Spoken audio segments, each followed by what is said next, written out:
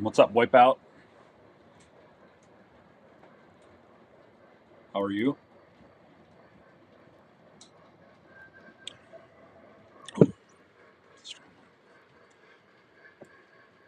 Good to see you.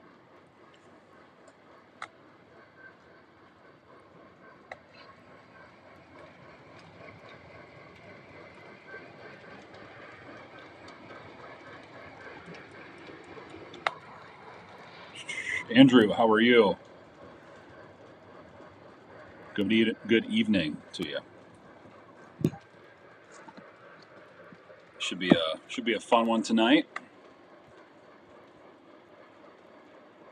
Pretty excited for Norm. Trying to get over the stomach bug. That's what my butt for the last 4 days. Oh man, that's terrible. Yeah, I don't want any of that.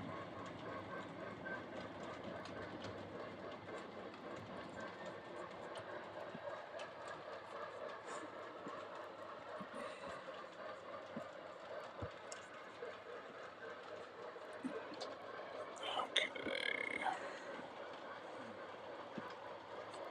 Some stuff rolling here. Get some things moving.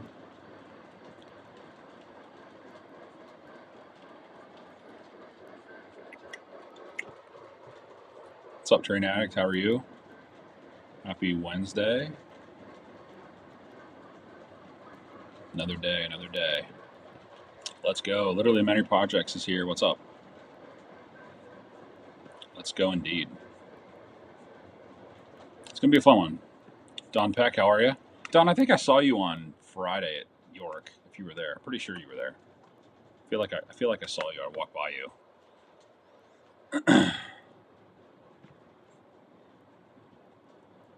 I don't know where it was. I think it was in the Orange Hall. What's up, Bill? How are you? Bill, was good to see you at York. Keith. Yeah, man, I missed you at York as well. Excited to see what you got. Nice. Nice stuff. A couple things. I don't know why I said nice. What'd you get? You get anything good? Aaron, it's going. How are you?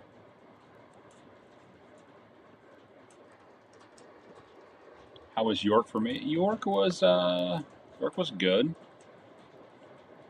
York was good. Some unexpected purchases, but that happens.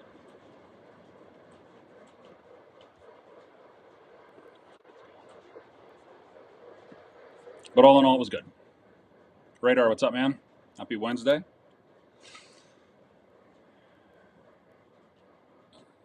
Wipeout, are you going to see what you got from York? Yeah, we can do that. Absolutely. One of the engines is actually lashed up to this L1 Mikado right now. I got a message from Doc last week, I think it was. Early last week, or maybe it was before that. This guy had a H10 for sale, so I got that from him and picked that up at York. So that's on the back of this, right behind the L1. What's up, Ohio? Good to see you. Frank, thanks, man. Love your laugh. Appreciate that. You bought an MTH FE. Nice. You got an FEF. Very cool. Very, very nice. Datified. Mike, what's going on, buddy? York hangover for sure. Good stuff, though. Good stuff. Sly Cat, good to see you. Don, you were there? Okay, I thought it was you. I'm pretty sure it was you. Big Rich, we saw Big Rich. He was there. Good to finally meet up with him. James Corbett, what's up? How are you? Happy Wednesday. Maddie C says the post York Blues definitely still hitting. Yeah. Sometimes that happens. Especially if you get a bunch of stuff. And just the hangs and everything it's like Christmas. You got the Cumberland Valley set. Oh, Keith, did you get that in the Silver Hall? Was it in the back corner of the Silver Hall? Because if it is, I know who you bought it from. Salty's in the house. What's up, buddy? Salty's one of the first guys I ran into too, with Mad Mike. He was there. David Stevens, how are you? 9002. I like the number there. It's a good road number. Matt's in the house. Josh Cannon's in the house. Lovely.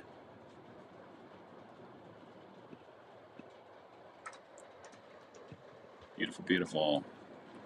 Where's the picture of you in the Monon shirt? I think Wild Mary got a picture of me in it. There's some stuff out there. I'm at the club. You can see me with it.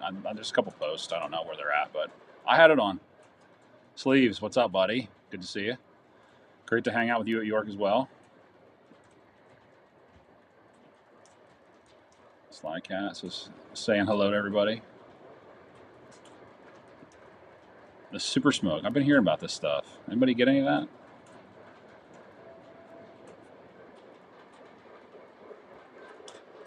Darren Grant, what's up, buddy? Good to see you.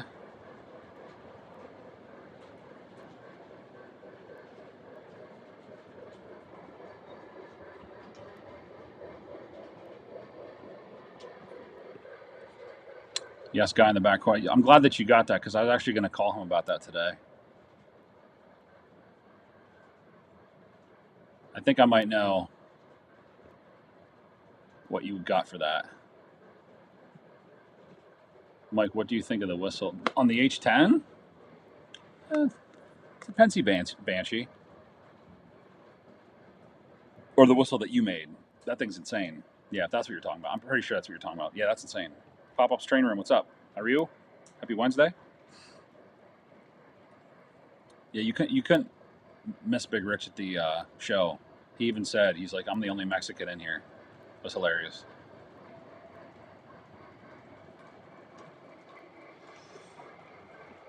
What day did I attend York, Frank? I was there Friday.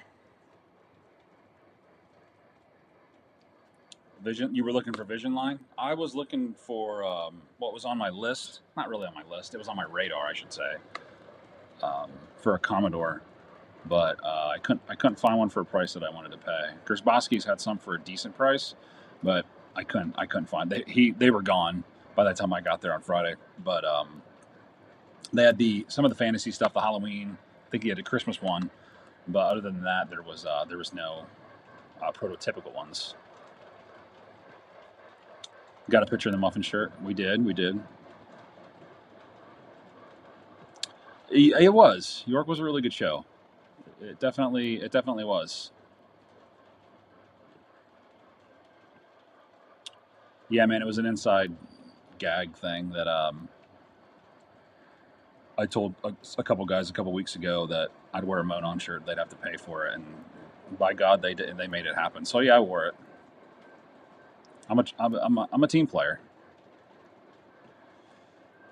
Brev, what's up, buddy? Yeah, man, it was great running into you. Good talk for sure. Brev's a good dude. He's awesome. Josh got a new video. I'll post sometime. It may not be until for the 9th. No worries, man. Yeah, I'd love to see it.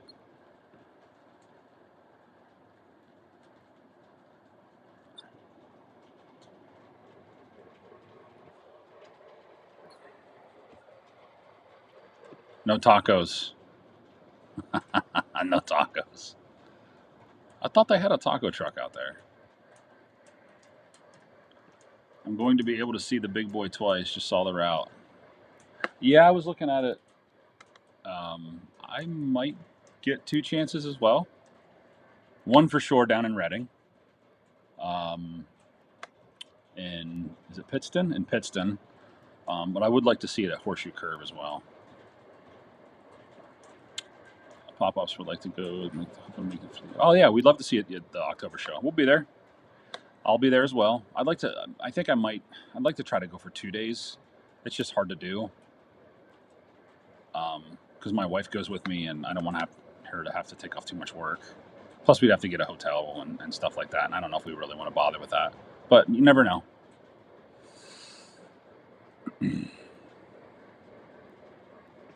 He's got a Z6 Challenger. I'd like to see pictures of that. It's a real whistle a friend has from a New York City. I'd love to have that whistle. If you want to ever get rid of that, let me know. I'd love to have that.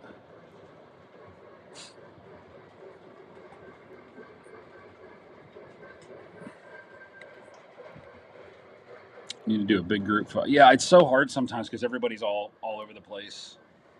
It's like, oh, you got to go here and then go there. But yeah, that's we try to organize that. I know some people try to organize to do that, and it's sometimes hard to do, but it's fun. Yeah, if we can do it, we can do it.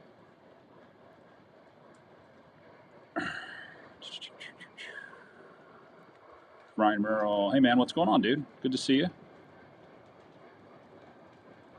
Good to see you as always. He's a good hang too. Ryan's a good hang. That's a good question. Does anybody have any information for that? What hotel do people typically stay at? 58 Crude, hey Mike, it was nice to meet you. Yeah, dude, same to you. It was a good time. It was a good time.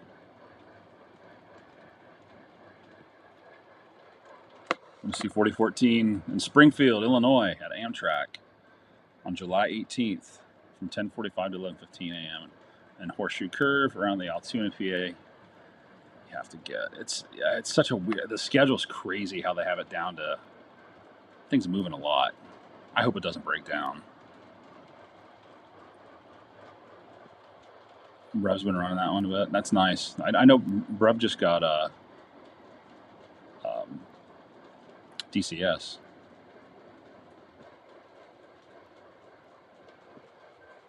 Huge photo group at Andy's camp would be rad. There you go. That'd be cool.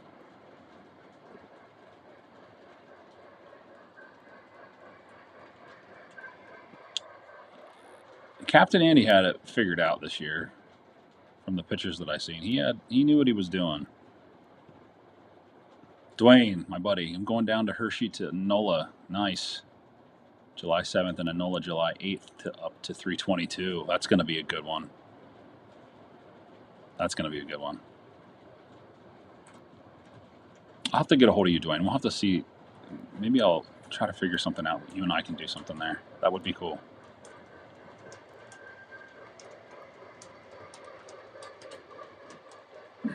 Sleeves, Mike, if you got my info, I can send some stuff. Just send it to my email.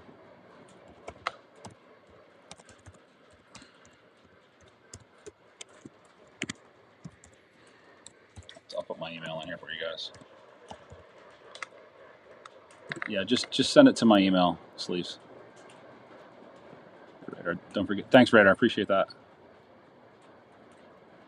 So there you go, Pop-Ups. He stays near at the True by Hilton. This across from Round the Clock Diner. That's a pretty popular spot. Any of the hotels on the Strip are super convenient. There you go. Oh, then you're doing Jim Thorpe to Pottstown? Nice. Very nice. Yeah, I hear it got canceled. Doubleheader tomorrow. It's really raining up here, though. Tickets went on sale to see 4014 at Steamtown today. They did. They were $1 just to reserve spot in the door. Jeez.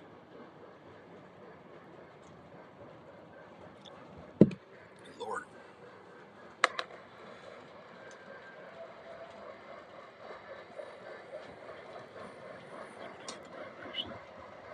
Hey, where's going on the way back to close to me? I was able to. Oh, that'll be a nice shot. I'm anticipating a slew of social media photos and videos. It's gonna be crazy. Not that we don't get enough as it is from where it's at now. It's out west, but coming over here, there's gonna be a lot. Uncle Todd, how are you? Good to see you. That's a good question, Matt. I wonder what the rates will be in the new hotel that's being built across from the club in October. That's a hotel. I was wondering what that was going to be. That'd be the place to stay. Is it going to be done by then? Because if it is, just stay there.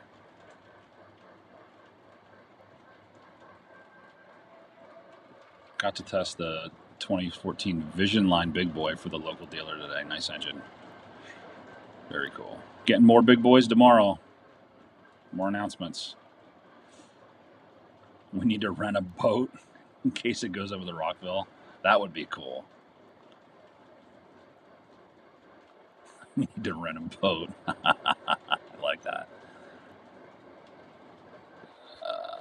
Josh says, Altoona, PA, you have to get a ticket to see the big boy around the horseshoe curve. There is no parking. Yeah, I did hear that. There's no parking on site. I think they're going to shuttle people in. Mad Mike, what's up, dude? Good to see you at York. Even though I only saw you for like 10 minutes, we kind of split paths there. That happens.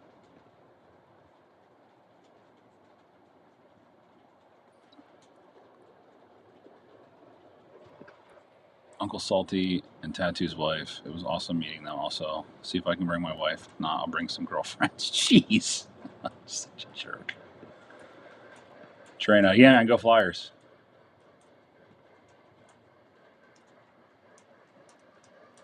Where in Steamtown? I think it should be, I don't know, is it pulling in to in the museum area there, in the yard area there? I don't know. It'll be done by September. Might have to get a hotel room there. It's only, what, 20 minutes to the club? Or 20 minutes to York from there? Sleeves, yeah, I got it, man.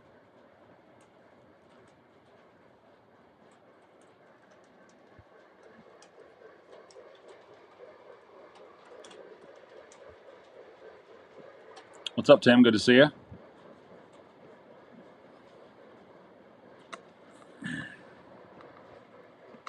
C6 Challenger. Oh, that's nice. Oh, cool. I like that.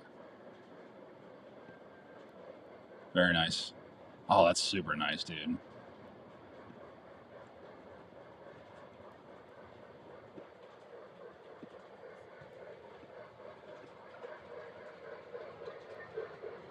I like that. That's a good pickup. That's a good one.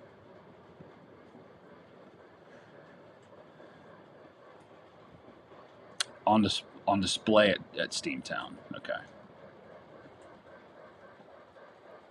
Saw the new big boy is $3K. It is $3K. $2,900 for the oil. Yep. That went up $100 from the last time it was released. Obviously, it won't be that much when you order it. Probably if it's $3,000, $2,600. I'd say. I'd probably say $2,600. Maybe a little cheaper at Charles Rowe. $2,500, I'd say at the least, or the lowest. I wonder if they'll do. I doubt they'll do any like supersets or anything like that. It will be displayed with 4012. That'll be awesome. That'll be really cool to see. Mike's American Flyer. Hey man, good to see you at York. Only if it was for a minute there. Good to see you as always. Lark, what's up, buddy? Welcome to the stream, my friend. Yeah, so about 8:30, 8:15, 8:30, Norm's going to come on from Norm's Trains, the one and only.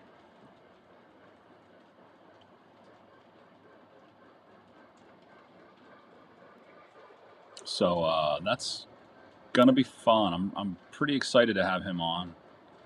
He's one of my heroes, I guess you could call him in the model train world.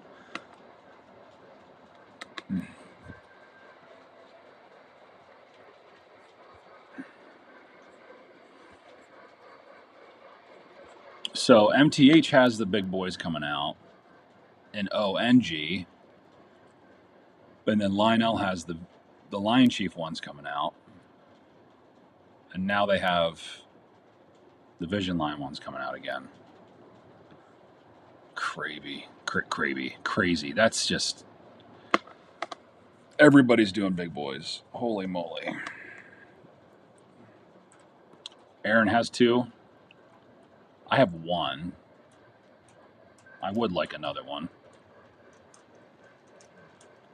But if I'm gonna spend the money, since I have a Lionel Vision Line one, obviously Vision Line one now, I don't think I would get an MTH one in case if I wanted to lash them up or something, because that'd be cool.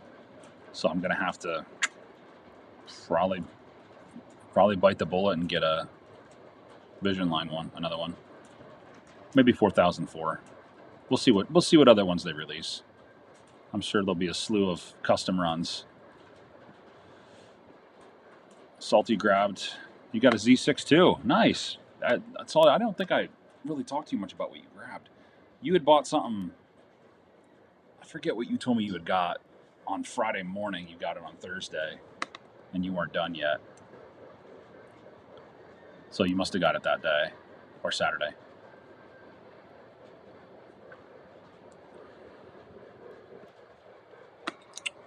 The 080s. Yeah, I actually canceled my order from my 080.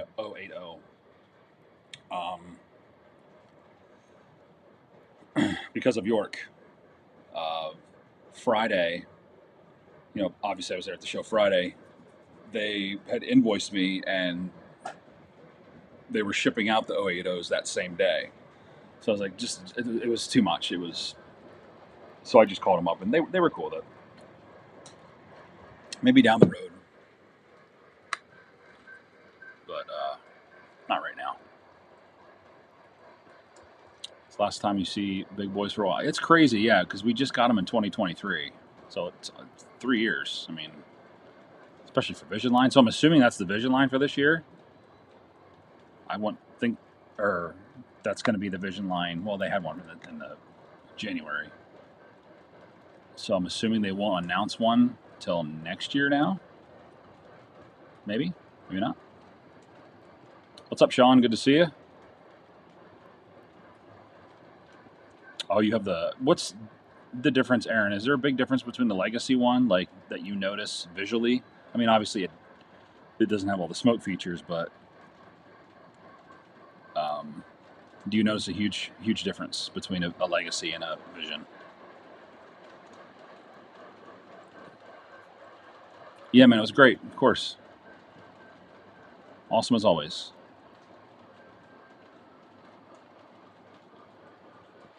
The number 4014 Big Boy is supposed to have the Abraham Lincoln diesel. I heard that. It'll probably have, I would say, 2 diesels just in case, for visuals and just in case we break down. 080 is MTH release. No, Lionel just released theirs. You might be thinking Rail King.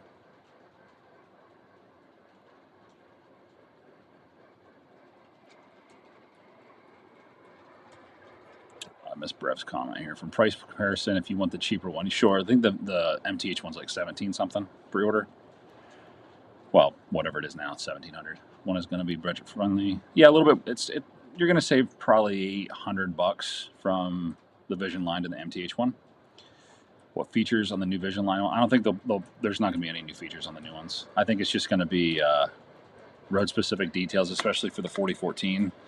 Putting the America 250 on it. I don't know if they're going to put American flags on it, but the white walls that they're putting on the wheels. I think that's basically the reason why they're doing it, is just to get that one out. So while they're running them, they probably just figured, hey, let's make a couple more bucks off of them and get some different road numbers out there. So they are doing 4004. I saw a Pilot, and then are they doing another one with smoke lifters? I think.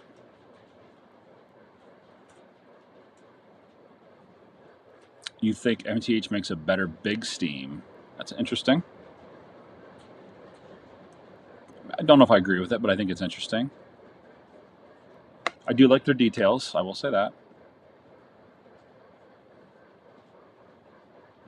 You don't think you can do Muffin Santa Fe right now? Yeah, I couldn't do Muffin Santa Fe ever. Or the Santa Fe ever. It's expensive. Mad Mike, is the H10 new? No, it's part of a collection. It runs new. It's nothing was wrong with it. It was wrapped super nice. It barely looked like it was used. It's a cool little engine. I like it. Yeah, that's what I thought that too, Maddie. I was like, those will be available for for 900 bucks, I mean, I'd probably pick one up for 400. Sleeves talked you into the Z6. Nice. Not much visual difference on the Vision compared to the Legacy. Okay. That's good to know. Has a big boy ever broke down on tour? I don't know. That's a good question. That's a very good question. To my knowledge, no. But you know, there's always a first.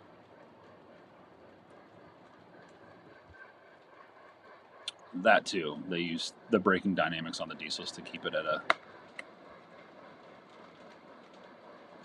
slower speed. Sam, what's up, man? Good to see you. Good to see you at York. We're recovered. Is everybody's wallets recovered? Yeah, there you go, Madden. Yeah, it is new to me. I think it's a 2018 release, I believe. I think it was 2018. It's a nice little engine. It's cool. It looks more like an H9. It's not an H10. Parman, what's up, buddy? I canceled my 080 as well. I thought price is a little too high. Yeah, I pre-ordered mine. I think it was $849 shipped, I think. And by the end of the day, Friday, I just was like, well, if I'm going to get this engine, then I need to cancel that. It was just too much. Sad it's over. Mike, what time did you guys roll out Friday?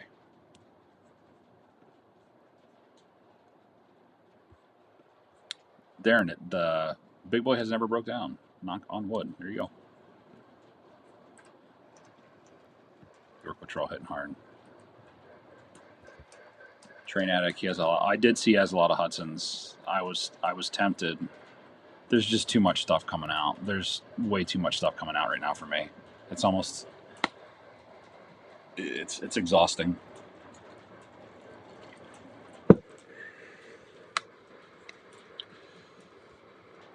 Man, might be going to Hobby Express, finding some deals. I need to make a trip down to Nick Smith. There you go here. Sam's got it down. We're physically done or recovered. We're good, but the wallet still has a couple Band-Aids on it. You left around 4. Okay, so pretty close to when the show was over for the day. I'm surprised I didn't run into you again.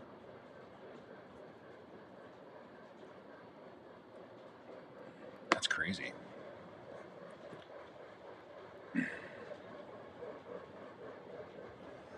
So I guess I could show you guys a couple things that I got. I don't have everything out, but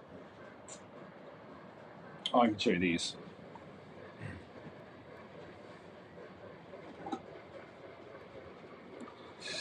I got 2 of these. These are super nice. Western Maryland GP9s. These are TMCC Atlas, and these are absolutely flawless. Honestly, might be the favorite thing that I got from the show. These things are just phenomenal. I got 2 of these. I got road number 34 and then road number 30. Yes, road number 30. But yeah, they run great. I don't even think they were ever ran. By the look of the, can't really see there, the rollers and stuff. They were never ran. They're fantastic runners. Sounds are good. Great pullers. Yeah, great little engines. Love them. Super nice.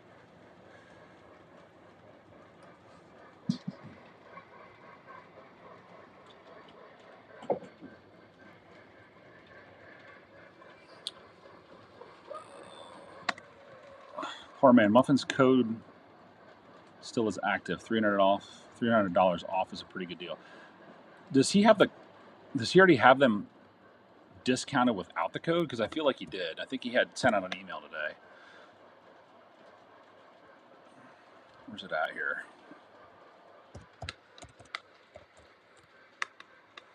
I could be wrong though. I'm assuming for that price, he already has them discounted without, so you don't have to put the code in. It's like $15 $15.99. Looks like the price. He's got a gold one. He has the pacemaker, which I have, the Boston and Albany. Still has that custom run. I'm surprised. He still has the custom run one. What is there a code or is there not? Key says, might wait and see if I can get older big boy next spring, York. After Allegheny pre-order, my wallet is telling me no more big articulateds. I know, mine too, man. I have a Allegheny on order as well, so it's gotta take it easy.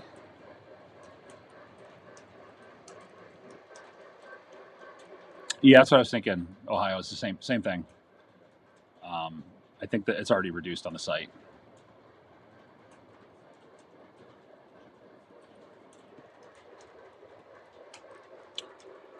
Do I have any issues with my GG1 stalling or stuttering on fast track switches? I don't right now. Don't say that too loud. But I did have, there was a section back here. I don't know if it does it anymore. Right back on the bridge section here, it was bogging down. Like it was like the track was dirty. But I ran another engine over and it was fine. But I feel after that, I cleaned it again and I think it was okay. I could be wrong. Could still be doing it. Oh, Tom's here. Who's getting a VL big boy? Who's doing it? Tom's gonna get one. You know he's gonna order one. He's gonna get one of the fantasy ones. You got to do it, man. I might get one. We'll see.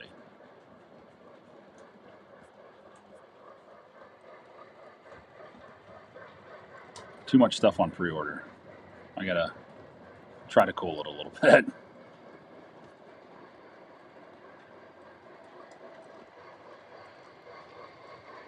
Oh yeah, you guys didn't hear that story. I did send my GG1 full sale. That thing went flying. Not flying, but it took a tumble. Train Addict got an MTH big boy. Nice. What road number did you get? I think I was looking at 4017 for those. Uncle Bill, Horseshoe Curve sold out. That doesn't surprise me.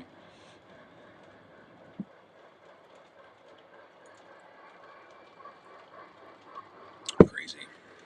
People were coming out for it, man.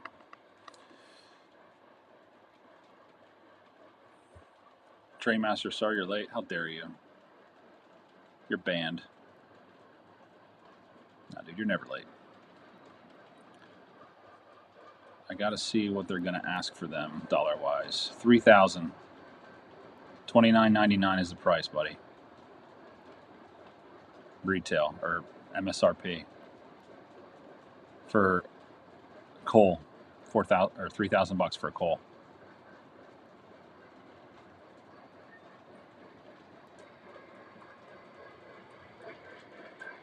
Well, there's no question there, man. Just you got to get an O. Don't get that HO big boys. Get those O ones. Bigger the better. You got 4014? Nice. You know, Conrail big boys coming. That's a thing. Was that real? You can never know anymore. I would assume I wouldn't put it past him to do it. It'll sell. You know, people will buy it. Eric's Trains is going to get one. Jackman will probably get one. Maybe.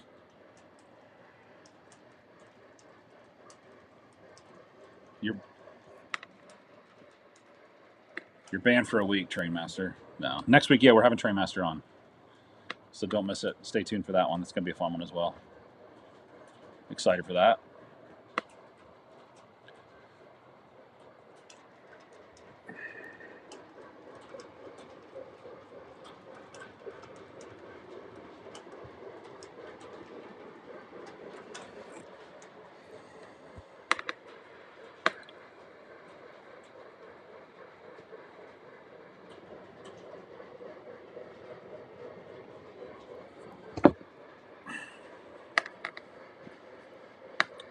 Black bonnet too.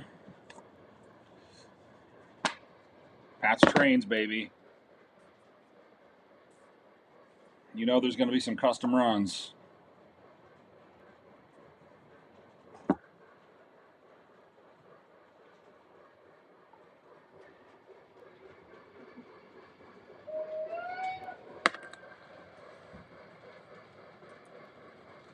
A Monon big boy is coming soon. Doubtful.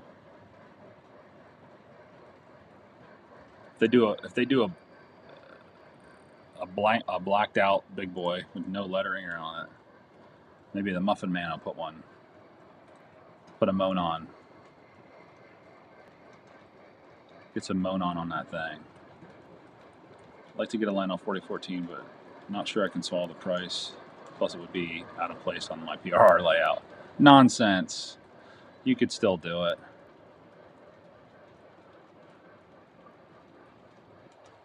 Norfolk Southern Delaware and Hudson Heritage just passed through. Oh, very nice. That's cool.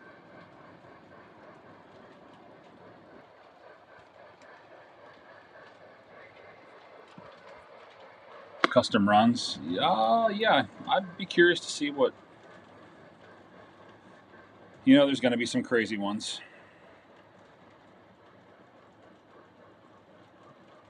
I wonder if Muffin will do another. Well, he has some MTH that he's doing custom runs on, the Army ones. I wonder if he'll do an Army one on the Vision line variant.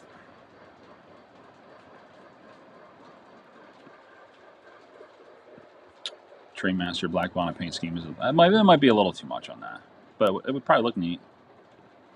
Big Rich? Nah, man, I didn't send in for it. Dathan, what's going on, man? Good to see you. It's good to see you on Friday. You and your dad, that was cool. The Chessie big boy. Yeah, we need some of that. Orange and silver. They might do it. Need a Halloween big boy. Christmas. You heard of Pacemaker? Stop it. A freaking Pacemaker.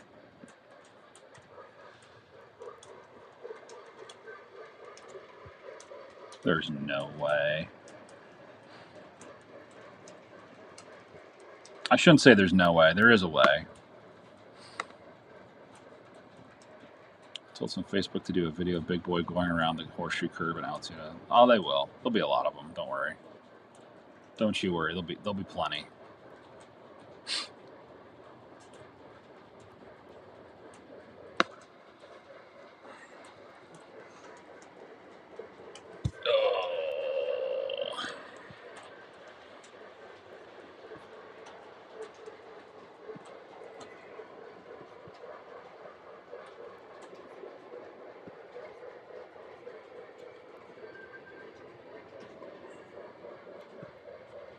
Yeah, Dathan, your dad was really he was really into it, watching those GG1s go around at the club. That was cool. That was really cool. It's really neat to share those moments, man.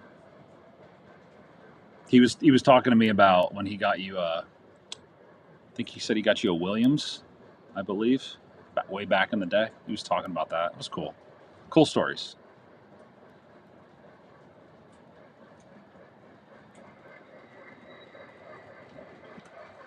Ohio would not be against the Pacemaker big boy. There's always a dollar to be made.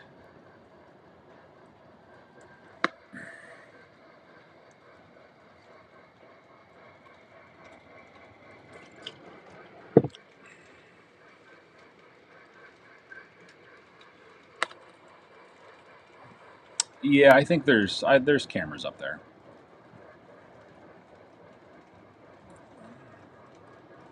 I think that's where I first saw the inkling that they were gonna. Somebody shared it with me. Might have even been Lark. They shared it with me that's how they found out the big boys coming from those cameras, because the UP guys were there with their UP Best on with the logo on it with the 4014.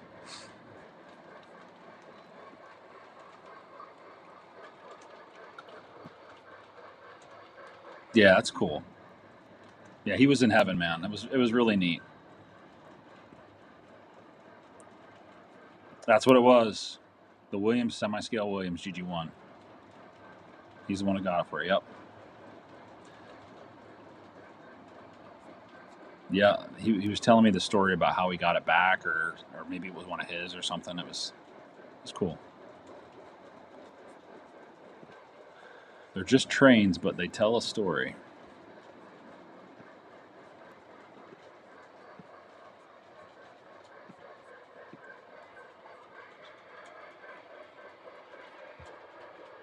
Super cool.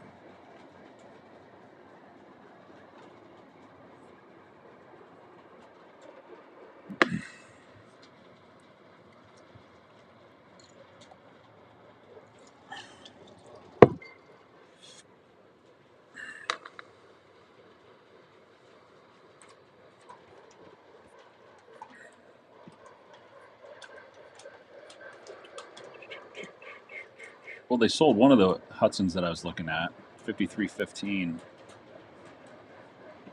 They sold that one. There's two left. It's a nice looking engine. But I got another Hudson J1E at the show. 5401 MTH Proto 3. I picked that up.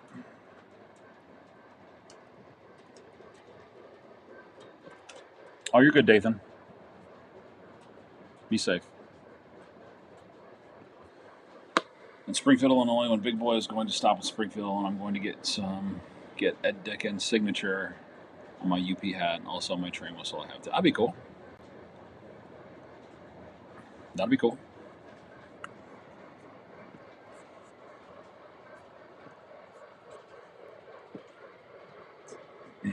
I'm not quite sure how they're going to do it when they come to Steamtown and like Pittston and stuff. Like if it's just like I don't know. I feel like it's just you get to see it. That's it. There's not like a stop and hang out with it thing type of vibe going on or ordeal.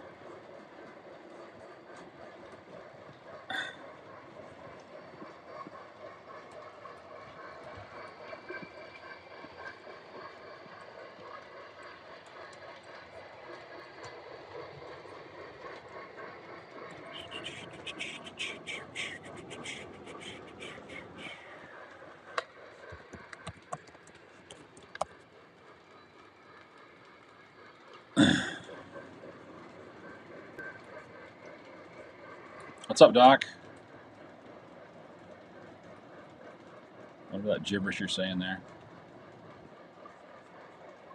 I should say, hey, Doc. What's up, Doc? I shouldn't say that.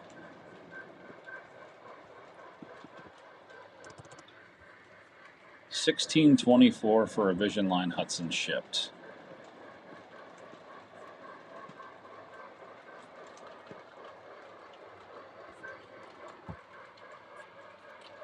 Not a good enough deal for me.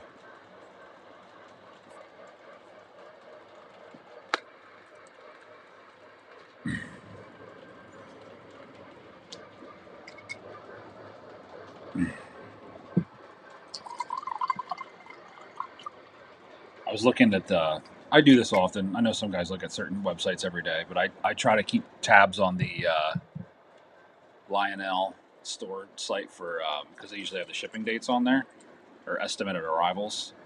The K4 Broadway limited set and the Reading passenger cars, as of right now, are both set to be released on November 29th.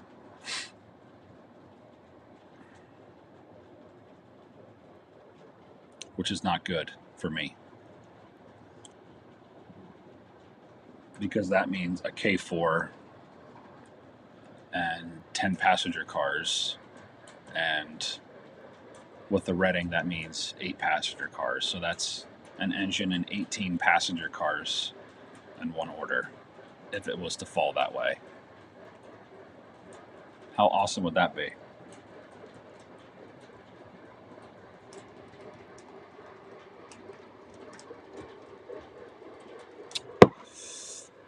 It would not be awesome. It would be awful. Keith, 1625 was a Vision Line Hudson pre-order price. I think it was a pre-order price before they went. Nah, yeah, you might be right. Because if I do recall, I can tell you exactly. Because I don't. It's not really hidden information. I can tell you exactly what I pre-ordered my Vision Hudson for.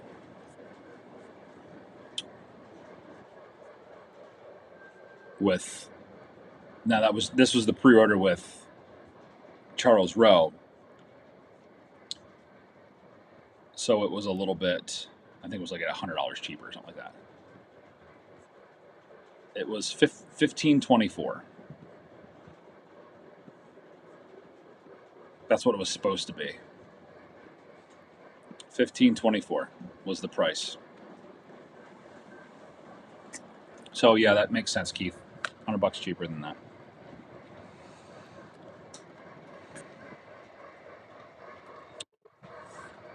All right, guys, we're gonna bring our guest in here, and this guy needs no introduction. So if you can put them together for Norm here, we're gonna get him in here.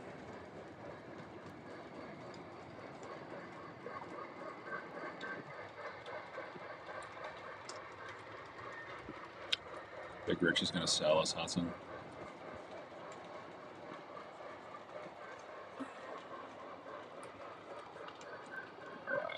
Let's see what we got here.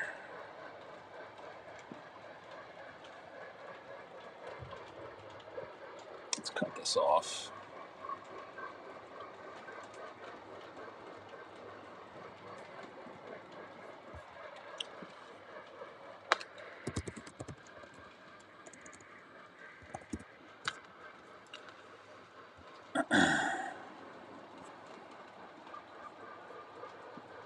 Yeah, it is fun until you have to pay for it, right?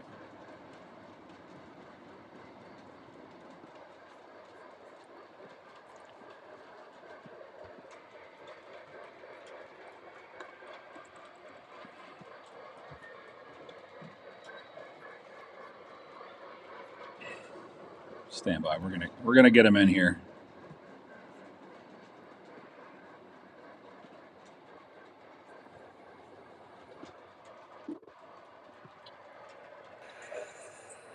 There he is. Hey, can you hear me? I got you. You hear me? Yeah. Sweet. So guys, here he is, the man, the myth, the legend, Mr. Norm, the man with, in my opinion, the greatest layouts the Pennsylvania did not have. Hey, check this out for you guys. I had this in my closet. I think this is real. Oh, gee. I'm not gonna wear it the whole time though. It might be disrespectful. I never No. actually worked for the Pennsylvania. No, that's cool, man. That's pretty cool though. Where'd you grab that at? Oh, my buddy got it for me. Somewhere out of Pittsburgh. I think it's the real deal. It's got real Pennsy sweat and stuff on it.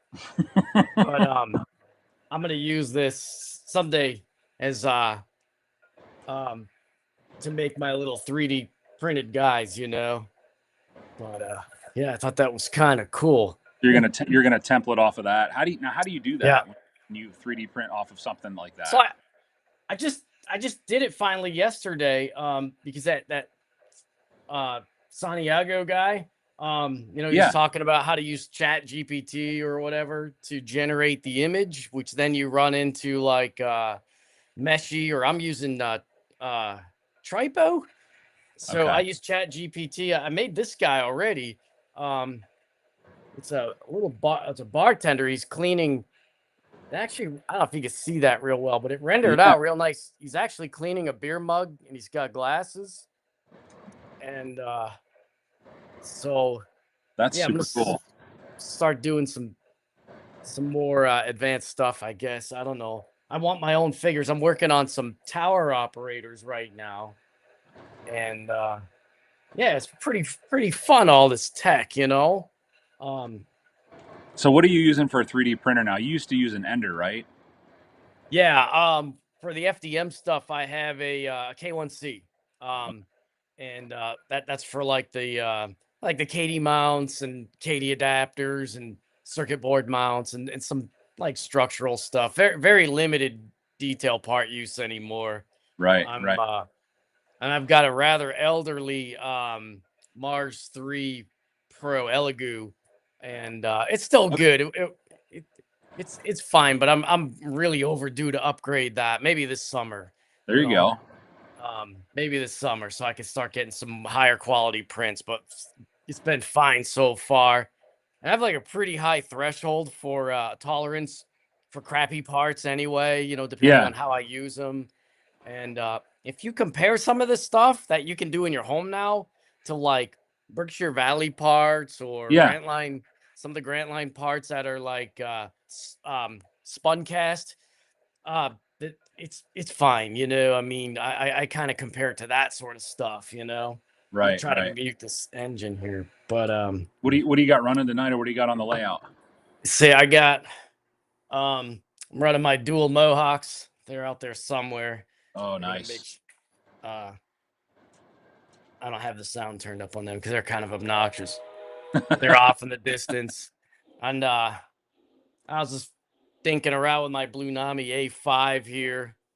And Are I you got having a Blue. are you having fun with the Blue Nami stuff? Like, are you enjoying the installs, like in the sounds? Oh, yeah. It works good for me because I'm a weirdo. I don't like smoke and I don't do electrocouplers. So it saves me a lot of hassle. Oh wow. Um, I think what I like about it is the motor control is really so good. Um, it behaves much like a modern command, how you would expect a modern command control system to work. Really high resolution motor control, um, and a lot of speed steps. Very, very tunable. Which people don't realize this. A lot of our O gauge 3 rail trains, we have really, really good drive lines. Very Yeah, linear. yeah. If they got a Pitman, even a can motors are fine. Uh, Mabuchis, depending on the configuration, they're like electromechanically, like they got really good electromechanical resolution. They're linear. You don't have to play around with like weird speed steps or speed curves to get things to run good. So Right. yeah, we're kind of blessed like that. It's just when they were making a lot of the stuff, especially gonna turn that sound off, especially early 2000s, they just were not putting enough pickup rollers on these engines. So I spend a lot of time doing that. Can you hear that? That's my Yeah. cat. That's my cat. He's- He didn't want nothing to do with me till he crashed through my roundhouse roof a few hours ago. Now he's No. upstairs. Yeah, he's fine. It's all Oh right. my gosh. So I got a question here for you. Somebody asked Yeah. how many engines do you have? How many engines do I have? Well, right here, I don't know. I never count. That's kind of embarrassing. I don't know. I got a lot. I got a couple walls of shames here too. Can I change cameras on this? Let me see. I mean, I could show you some of my Yeah, please do. walls of shame. Let me see something. Sources, camera. Can I change a camera? Video. I don't know. Can you change a camera in here? I'm not sure Share if you screen. Oh wait, here they are. All right, yeah, yeah. Let me see if it picks up the right camera. One of these is all right, yeah, there's this one. Can you There see you go. this one? Yeah. Yeah, got it. Yeah, so there's like there's a wall of shame over here, and you can see I got a bunch of N&W engines on here right now. Yeah, yeah. Um yeah, so there's that wall. There's even a freaking Challenger up there, which I want rid of. You got a um Challenger. That's something I wouldn't see, yeah, but I have a JLC Challenger way up there. Let's go for a okay. walk. Let's see. There's my cat. Yeah, there's this side pretty poorly lit, but I've got do you see the BP20s? I can't Yep. see the screen here. I got BP20s, my 12 38s up there. Those are My beautiful. N1 is up there. There's a few K4s in the Hudson. There's another Y6. I got a full set of Atlas F7s. Really hard to find. I don't know if you can see that in the corner. There's a third rail decapod with a short tender, my T1.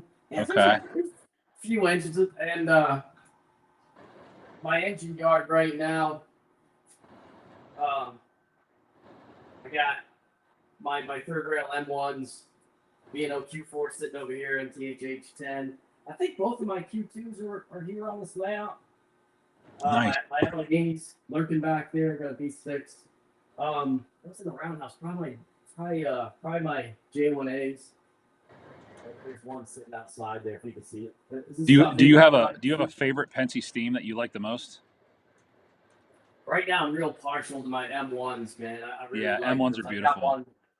I got one set up here with Blue Nami. It's kind of hanging out over here. But yeah, let me. I hope I'm not making anybody seasick with that because I can't really tell You're what's good, going man. on. You're good. I walked around. I'll go back to my. But yeah. Let me see. I got a Blue Nami M1B over here somewhere, and I love this engine right now. Um, I got to get one more. There's one more number I'm looking for, and that was kind of like the I think the M1A with a slat pilot. So that was the first one I got, but I need the second number. So And how do you go about, like, how do you know, like, what engines that you want to have, or is it just something that you've seen in magazines, or you've seen that you've like out in the real world, or how do you go about getting what road number you want? well, I think for me when I finally kind of turned the corner with my collecting and went hard like into Penzi, I just Yeah, wanted to get the staples, like the decapods and the M1s are real important, sure. the J1s, Right. and then I'm not that crazy about like the S1, S2. No, I'm not too crazy Right. about the one-offs, but I do have them. I didn't show you my other wall. I got a S2 turbine over there, and I have stuff like their Y3, the HH1 or Right. something. Yeah. But I do like the Q1. I haven't run that in a while. Do you have a CC2? Do you like that one? I do. I have a really nice one that I bought off one of the Detroit three railers that was moving to the villages, and Oh, he sold off. He sold off a really nice one to me. I ran it like once. I don't really have much use for it, but it's in such nice condition. I haven't done anything with it, right. and I don't know if I'll ever get around to it. I like owning it. I'm Yeah. still I hate to admit to myself, but I'm still kind of a collector. But Okay. I kind of rotate stuff, but I do keep like the main stuff. Like you can never have enough J1s, decapods, M1Bs and Yeah. stuff. As far as But like newer stuff, like when like are you getting any of the newer K4s that are coming out? Any of the brass hybrids? I don't think so. I didn't order any of those. I probably should have, but I was a little bummed they weren't doing like the 110 piece 70 tender, like the longer one. The only Yeah. guys Right. that ever Yeah. did, yeah, the only ones that did are those cursed high iron K4s. They're the only ones that actually did those, and it's pretty nice tender. Other than you need to work on them to get them set up right, but they're the only ones that actually did that model. I think like Lionel's using the K line tooling, which was the 70 P70 or something. I can't remember, and I think that was more like a Long Island or like an early version. Okay. Yeah. I don't know. Um, and then Lionel actually, when they made their K4.5, I thought they had they may have done a slightly larger tender, but that tooling is lost to the ages, I guess now, which is who cares about the engine? The tender was kind of nice. The Yeah. trucks and some of the details were pretty good on it, but Right. Right. yeah, I don't know. But yeah, mostly Penzi, and then anything Penzi adjacent now. So I'm trying to fill out the Baltimore and Ohio stuff. Still Right. want a T3. I keep looking at Jokers, wondering if he's ever gonna cut that loose. I don't think he will though. That'd be nice to have. Do you do Um, any but red? Reading, Yeah. I want a Reading T1, Okay. and yeah, I should. I'll probably get one when they come out. I want to see. What Um, 20? What do you want? Like 2114? Like a Yeah, cold there was puller? like a group of them. Yeah. There was a group of them that were rented by the Penzi, as you know, and they were probably destroyed, Right. Yeah. and Exactly. yeah, probably came back as like a pile of scrap. But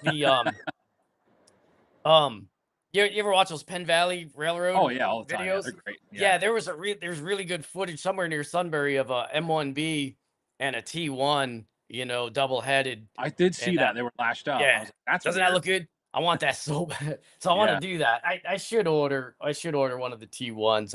I don't know. Those I'm those engines there, those Mohawks, they're probably my favorite New York Central engines. I'd have to say, I love that style.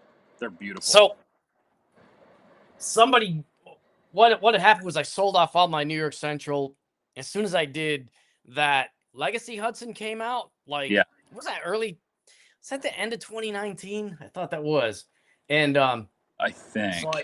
so I built up a passenger set for that. I had the GGT cars under my layout for years, and I set them all up, you know. And then I just like 2 Yorks ago, I found the 3038 there in Red Hall, and I don't know, it was a okay deal. It was like $600, and the whole story with the rods and stuff. And it just so happened, Pat Norcross started his Get Three Rail part site, so that was cool because before I knew he did that, I bought back my 3035, which I sold for like, I don't know, $500 or something. He didn't charge me any storage on it, so I got it back. And Yeah, that needed the elephant ears. I wanted them fully set up, and it just worked out freaking great that Pat started that site. So I got them all fixed. They're still running the EOB. As long as they run and drive, I won't mess with the electronics because they do what I need them to do right now. And I don't know. But yeah, I was kind of happy to get them back. And then plus I got an L2A. I got one of the, I think it was they're an Empire Builder set. Empire Builder set. Yeah, Yeah. And that was my favorite era of Legacy. I know people are gonna be mad at me, but they weren't drilling holes in the boiler to make more yeah, smoke come out. right. So I was really, really kind of happy to find. I think Trains had that, and it was sitting around for a while, and I finally bought it. It was worth getting. But somebody gifted me that nice New York Central brass caboose that I did that little video on. Yeah, So I mean I got that few years after I sold off my New York Central, and I always kind of kept it thinking, somebody gave it to me, I'm not going to turn around and sell it. And I'm like, right. if I Yeah. ever come across another nice New York Central engine. Now, But are you going to start regrowing the New York Central fleet, or this are you is this is all happy? I want. Yeah, this is Yeah, really all I want. I wanted the L2A just I think showed up after I got that second L3B.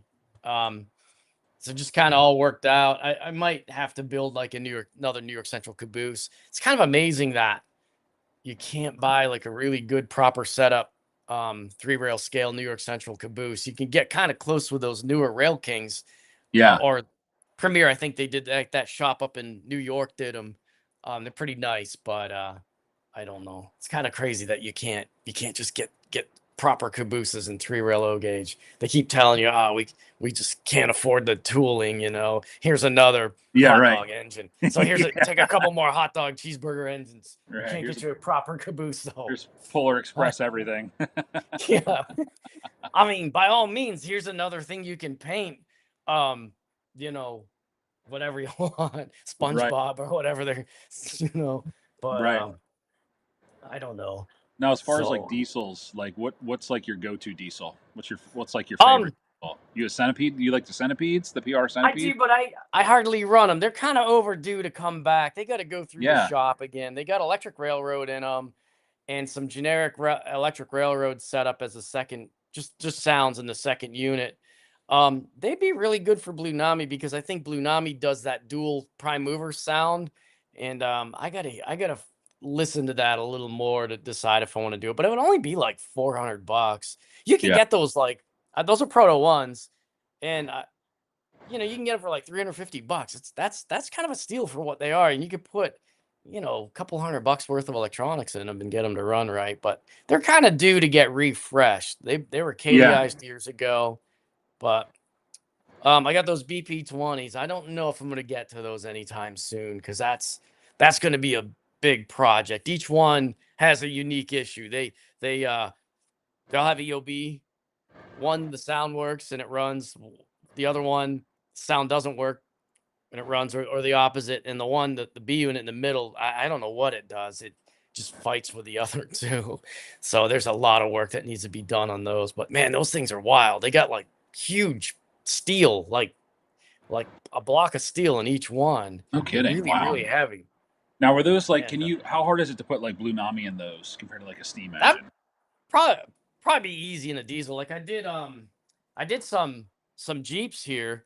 I did some Atlas GPs just an Atlas GP7. The other one's a dummy. Yeah. A while back, they run super good. So I run those. I got some legacy Jeeps.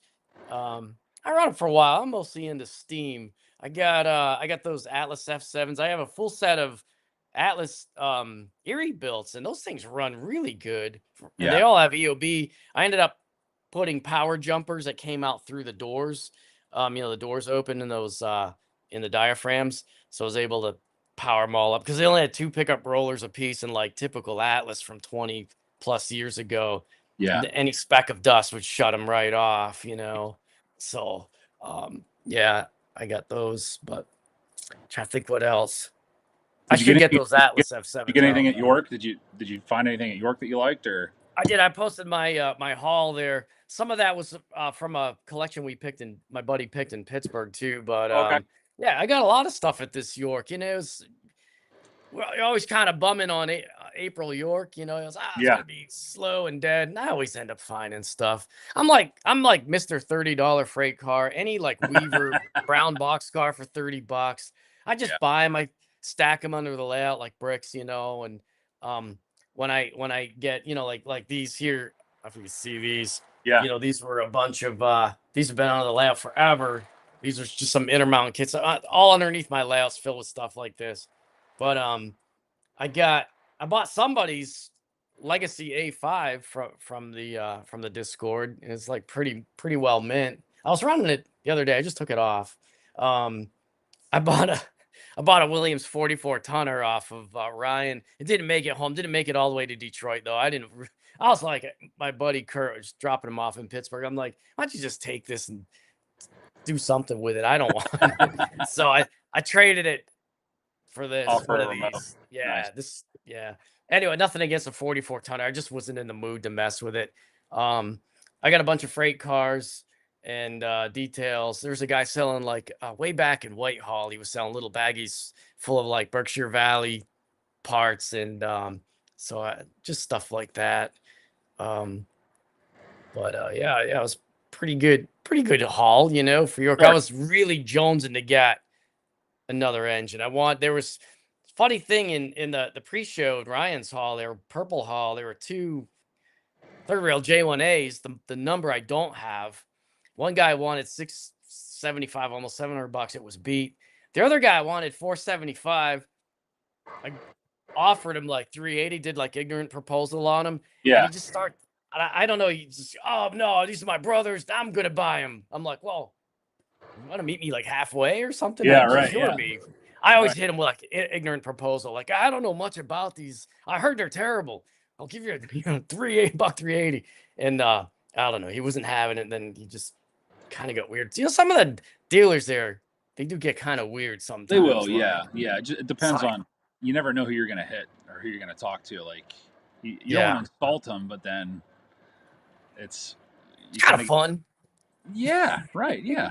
It's like, So I see what they say, But hey, just throw a number out there. You anyway, can always go that back was up. pretty clean, and I guess he decided he was gonna keep it. But I was like, I don't know. If I get another one of those, um, I'm gonna before I do anything with them, I'm gonna strip the frame down, take all the wheel sets out, and green Loctite every set of drivers because they're really known to slip. The one I have on my layout, I think I went through. I ended up when George or Gary Yosel was selling the parts. I went through 2 frames to get one that didn't slip. I don't know what the deal was. So I run that engine. I don't beat on it, as you Yeah. see, I don't really run my stuff like, crazy anyway. But yeah, I was really jonesing for another big engine, but I came home with an A5 and the 44 tonner didn't make it. Didn't make it all the way to Detroit. Got dumped off in Pittsburgh. Oh, then my buddy gave me a few Yorks back. We were walking through Red Hall. Guy had a set of the Penzi Rats, third rail Penzi Rats for $20. So I ended up with those, and they're hammered. They're like in pieces. I don't know if I'm gonna ever do anything with them, but that's the kind of stuff I end up bringing home on Right. this trip. All Project. little stuff. Yeah, I might, maybe turn into a flat car load. I was trying to find photos to see if they've ever been hauled like dead in tow somewhere, because I think it'd just be kind of neat in a video. Just maybe see them go by once, and like as just like as a curiosity, but I don't really plan on putting catenary in on the layout. Yeah, I was Um, going to ask you if you were ever going to do that, or if that's something you ever thought about. Because I mean, obviously the Not with beauty. this cat now. No, no, I got a cat, so this freaking thing. I have, though. As soon as the trains start, he's out of here. Right now, he's chilling because the sounds are off. But man, I turn the sounds on, and his little head's like, he's Oh, he like doesn't like it. twitching. Yeah, he doesn't like the sound. So what? So I I have don't a know. question for you. Let's see if Yeah. there's a couple questions here. Yeah, he said Conrail said Norm has a nice legacy A5. Um, Someone asked Norm, how big is your layout? So should I switch cameras? Let me see if I can get one of my. I'll show you. Okay, It's basically this like that's your main this. table. Yep. Yeah, that's like about 36, like 35 and a half long. Let me see. Let me see Fine. if I can get one of these cameras. I found the handle here. See if this is the one. So yeah, um basically like this section here from that wall to that far wall there, way Right. out like where those mountains are. That's about 35 and a half. And the like the turntable roundhouse area, Bench. Yeah. that's Right. about 29 foot. That hole from that like that let me see if I can do this from that corner all the way out. That's like I'll back. 29 going around the corner. Yeah. So and I got the interior of the layouts just like a big just an aisle. I have one duck under out yonder there. Yeah. Someday if I ever rebuild a layout, that's going to go, and this section I'm sitting in front of here will be like a long peninsula, but that's way off. i might Yeah. i, I might do a little staging yard project just for all the freight car. I just been really wanting to do freight cars lately and stuff like that, so I have them. I'm running out of room on the layout to have them even parked at the industries and in this couple yards I have here.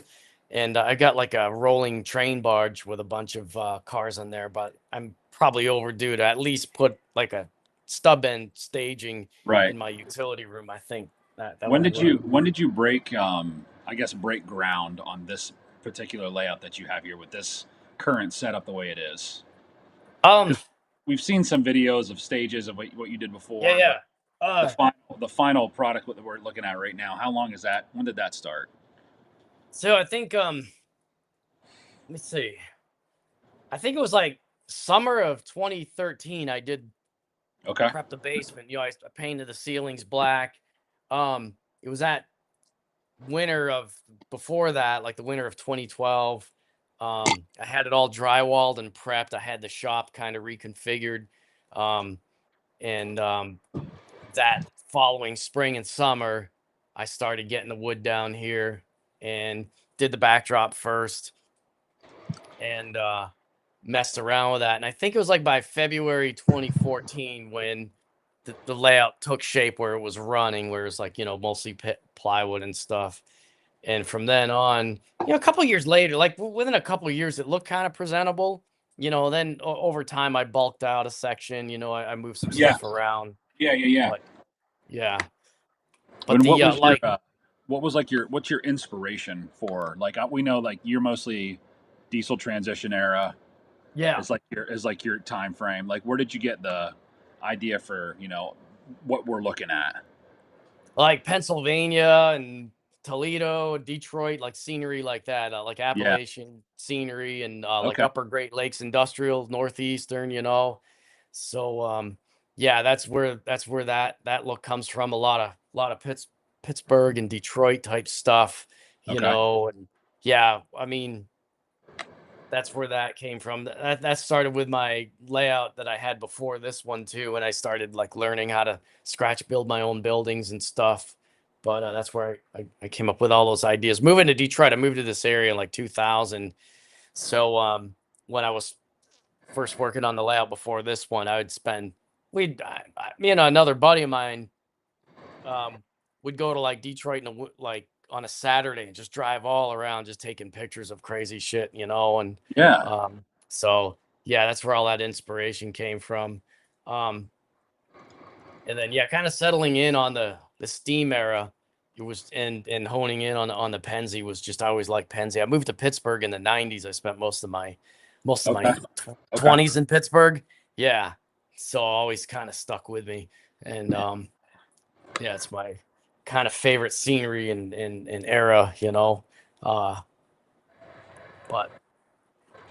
When you're doing like scratch built buildings, like do you actually get actual buildings that you've seen? Do you kind of like see what's in your head and kind of oh make yeah. Yeah. Yeah, a lot of stuff like even like that federal servo you see in some right in the videos. That's back? Yep. actually yeah, that's actually a building in Detroit. It's called the Russell Industrial Center now. They have like they have like they have like artsy stuff and they have like performance spaces and there's some like artist spaces and stuff, but that was the old C.R. Wilson Carriage Works, I think. And that building has like a different vibe to it, like where like depending like what side you're looking at.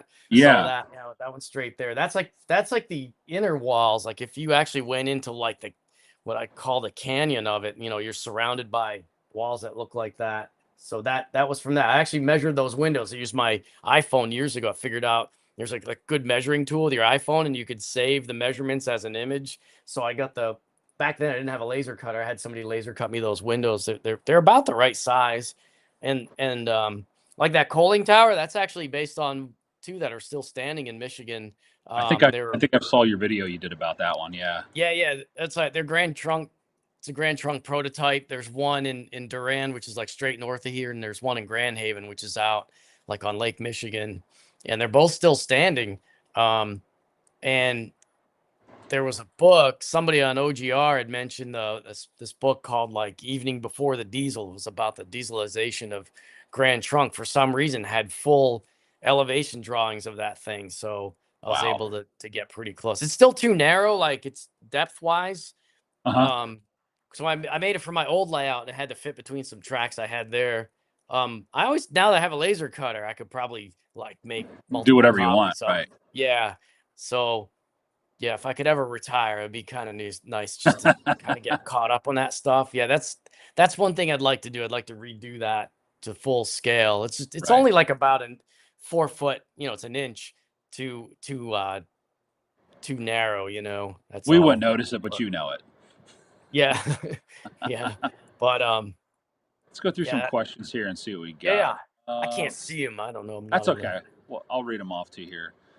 Aunt Jenna asked, we asked what Norm's favorite engine. I think we basically M1s. M1 right now is yeah. kind of M1, This M1A, week M1B, M1s, and it kind of goes back and forth with the decapods and the M1s. But right decapods. now, And you M1s, typically yeah. lash those up, don't you? I'm sure two or You know three. what? I had not really, not lately. I got I have here's the problem. I got one with Blue Nami, one with EOB, and one with Electric Railroad. Oh, So the jeez. one the one yeah, so typical three rail problems, right? So yeah, the one that has EOB still, I was like, that's the M1A with a slat with a footboard pilot. I'm gonna put Blue Nami in that just so I can do a lash up because I've actually yet to try like a Blue Nami double header. So Yeah, that'd be cool. that'll be a good that'll be a good excuse. Um, yeah, the J1A is in there too, J1A's man. J1A is probably my Yeah, favorite. The yeah, Berenji said, Norm, give us your New York Central Railroad statement, whatever that what's means. that? I don't know. I don't know. I don't know if there's a statement. You know, it's on bar. They're on borrowed time. I mean, they are just Yeah, running right. through. Yeah, they're just coming through. We got trackage rights. You know, it must have. I don't know. Well, But it's the must same have with the taken Santa a. Fe too. What numbers did we lease from the Santa Fe? What numbers?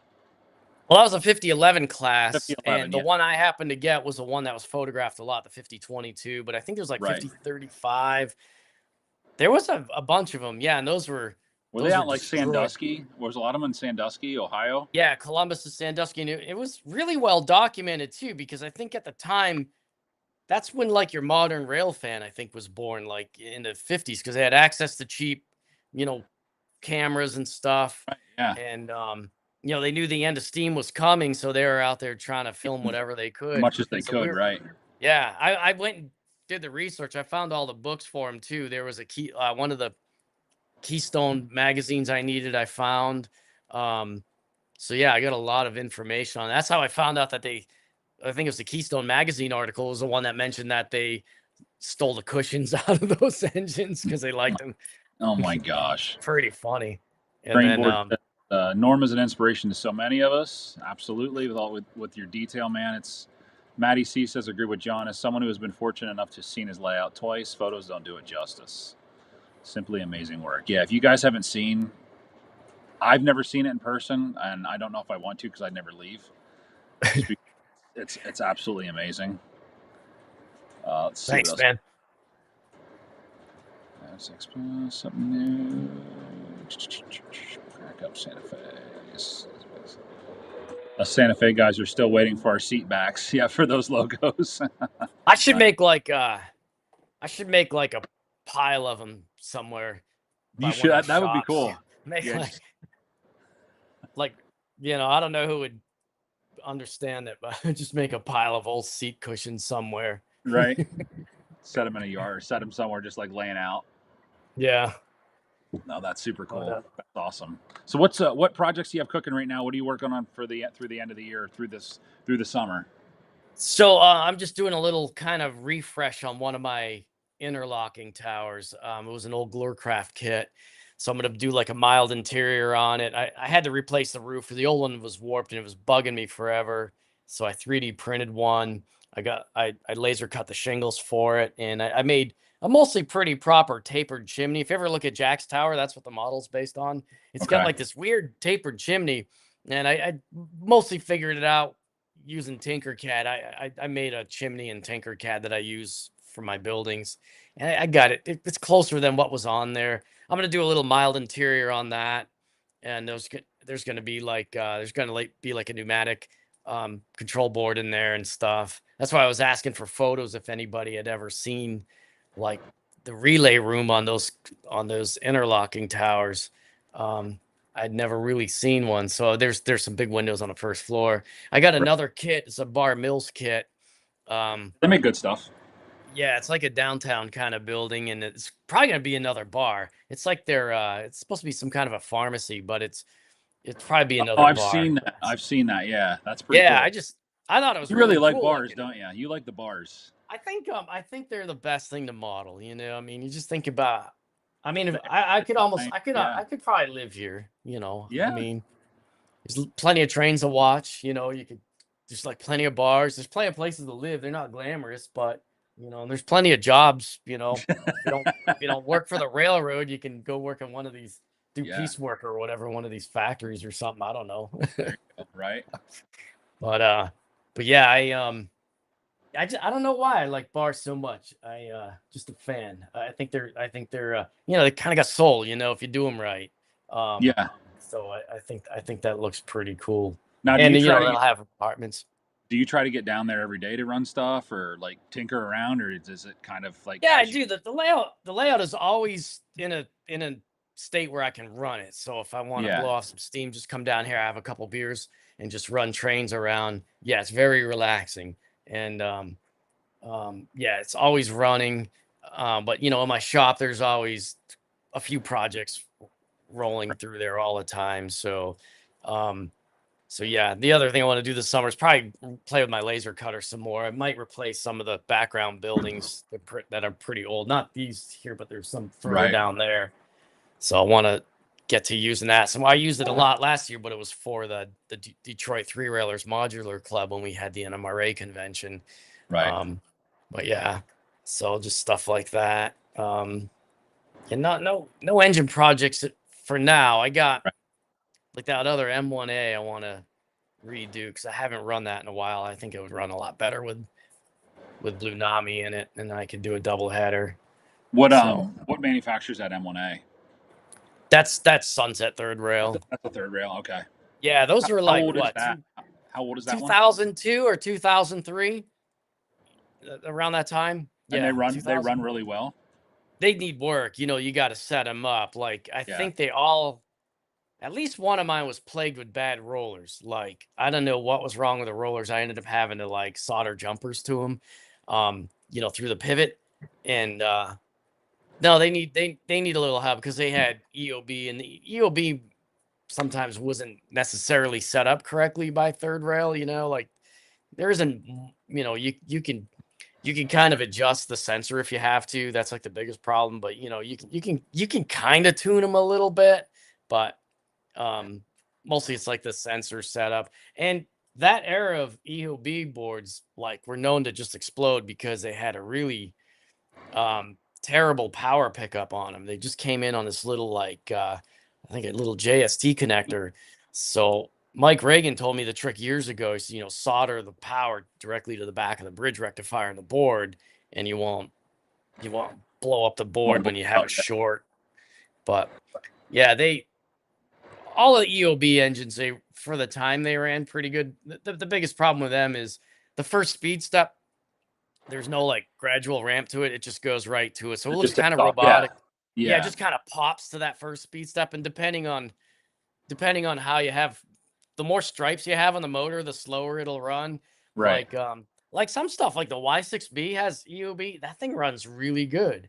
And the M1Bs are kind of okay. I blew up one of them at Jason's house. So at Jason's OGH train, JD Stucks JD Stucks. Yeah. exploded. Yeah, I mean it blew up so bad it took out like the R2LC on it, which is like actually worth more than the EOB board itself. My That was pretty gosh. salty. So I had Electric Railroad in that, and it still has it. With Electric Railroad, they run super good. Yeah. But now I don't know, for 160 something bucks and shipping just to get cruise, it doesn't even count the sound and all that. Right. Is it worth It's it? getting kind of precious for that stuff now. We need something else. So Blue Nami's kind of filled that gap for now. Like pretty good high performance electronics. The sounds are okay, considering you don't have to set up. You don't have to set up a chuff switch. Saves you a lot of time on the bench. All that tinkering. So I Well, think the sounds are a lot of okay. TMCC too, right? What's that? You have a lot of older TMCC stuff that you have modded or still do have it I in. do. I got like the J1A I'll have probably forever. The Lionel J1A from like 2001 or whatever. I Which is put Electric Railroad Cruise M in that. And I actually printed a 4 chuff cam for that. I never did a video on it, but I have that. I have the Y3, the Penzi Y3. That was Rail Sounds 5 though. That was later. That was like Right. 2005. I think that came 2005. out. Yeah. Sounds like. Yeah. I think most of that era stuff I have now is like is third rail, Yeah. Yeah, I ended up replacing a lot of that stuff over the years with legacy engines. So, I got a legacy 1225. I'm trying to look up here on the shelf. Everything I have Lionel diecast now is just about legacy. Even Yeah. I had like I had a TMCC S2 turbine, which was kind of cool, and I sold that and then replaced it with a legacy one. Gotcha. So, Gotcha. yeah, most of my Lionel stuff is legacy. Yeah. It's a great. So It sounds good. Legacy's good. It's a good running system. the only thing I can't stand the stupid squeaking sounds that you can't shut off. And some are more obnoxious than others. It almost seems like the engine starts squeaking before it even moves, like that weird rail squeal and the groaning sound, Oh yeah, I know what you're talking about. You know what Yeah. I mean? Some of it's like really loud. I wish you could just like turn the volume, have volume control over it, where you could just turn it down to 0 and not have to listen to it. But it's probably thought it was a good idea at the time. It's just now it's overdone. Right. Um, They like their sounds. but They like sounds. yeah, they just kind of watching my cat. I don't know. No, don't come up here. But yeah, I think I got these legacy decapods after I got their legacy L1s, which I hated because of the gearbox problems. Yeah. I have to admit, even though I had to fix a bunch of stuff on the I1s, they've been running pretty good. I think I've had them 2 years now. In fact, I kind of stopped running them this week because I just wanted to run my M1 again. But I don't know. Questions on here. Are you going to check out 4014 at all? Oh no, people are gonna die when that thing comes through town. Yeah. I've ridden the Out of the way. T1. Me and my wife were big fans of the T1, and Yeah, we've it's been beautiful. out there a couple times over the years. And those are the craziest chaser guys I've ever seen. They go nuts, And man. Like they know where to go. combine that with like the big boy people, it's gonna be nuts, man. Yeah. I don't know. I'm staying away. I'll watch fan railers videos. They'll There'll probably be be pretty videos. good. There'll be videos everywhere. Yeah. Yeah, he Let's does. see. Yeah. Many Oh, then projects. Go ahead. Greg and Dan Browning will get Oh yeah, tons they're of gonna go. videos. They're And gonna those are take. big guys. They can muscle their ways through the crowd, and Yeah, but we just sit back and kind of watch the I don't know video. if I want any part of it. I mean, I don't know how I feel about the big boy on Horseshoe Curve too. I don't Hey know. man, it's gonna I don't trek know. through there. Scott. That's Yeah, like I sacred know. territory, I you think on know. the way home, right? Yeah, I think on the way I back. hope it doesn't hang out too long on the curve. Just not cool. I don't know. I don't know. That's Pennsylvania boy territory. It is. Yeah. Yeah. Many projects says I bought my laser cutter and resin printer because of Norm. Nice. Cool.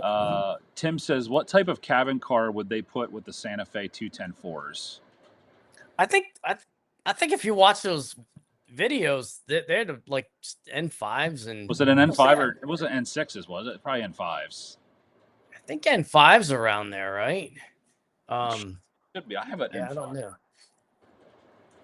Lionel did really good N5s. They really did. They're like the roofs are die cast on those, which is really odd. Like these guys here. Yeah. Is that the future lettering? Yeah, that's nice. Yeah, that's a Central Region one. Yeah, so Yeah. those I think that's what they had. Yeah. Yeah, I think all the Wooden Lines West cabooses were gone by that era, like the ones where they had like the offset and cupola and all that stuff. Right. Yeah, I think it would have been. But knowing Penzi, I mean, they just whatever was hanging around. Exactly. They just grab it. Yeah. The Train Addict says ran into Norm 2 years ago at York. He's an awesome dude to talk to. Absolutely. Train Master says Bard Mill kits are nice. Newt says there's a video on YouTube of the inside of Zoo Tower in Philly. I'll have to look that up. Yeah. When I was at York, I wanted to go up to the Harrisburg Tower, but it was shut this week. So Nick's Crossing had a video of the levers at least. So I got an idea what those look like. I did like a really basic resin print in Tinkercad. It's real basic design, but it's just going to fill the space. And I haven't decided how fancy I want to get with it. I could put like the little lights on the trackboard, but I don't know if I'm going to do that. Details on details. That's what Johnny. It's just the stuff the problem is it ends up hanging out in the shop too long and you want to work on something else, and right now I got the shop pretty clean because I just reorganized it. And so I decided to do like the little mini project with that Glore Tower there, So nice. What are we drinking tonight, Norm? What kind of beer? This is the Yingling premium that I got in York. Okay. So nice. I'm drinking out of a Steelers glass. Jenna asked what I'm drinking. Maker's Mark whiskey tonight. Nothing crazy. Yeah. The Yingling premium's so good. Does anybody notice it doesn't get west of York really? Does it? Because I got a bunch in Reading. No. The Brownings turned me on to it. They're the ones that would bring it back to Michigan, and I was like, hey, this is pretty good.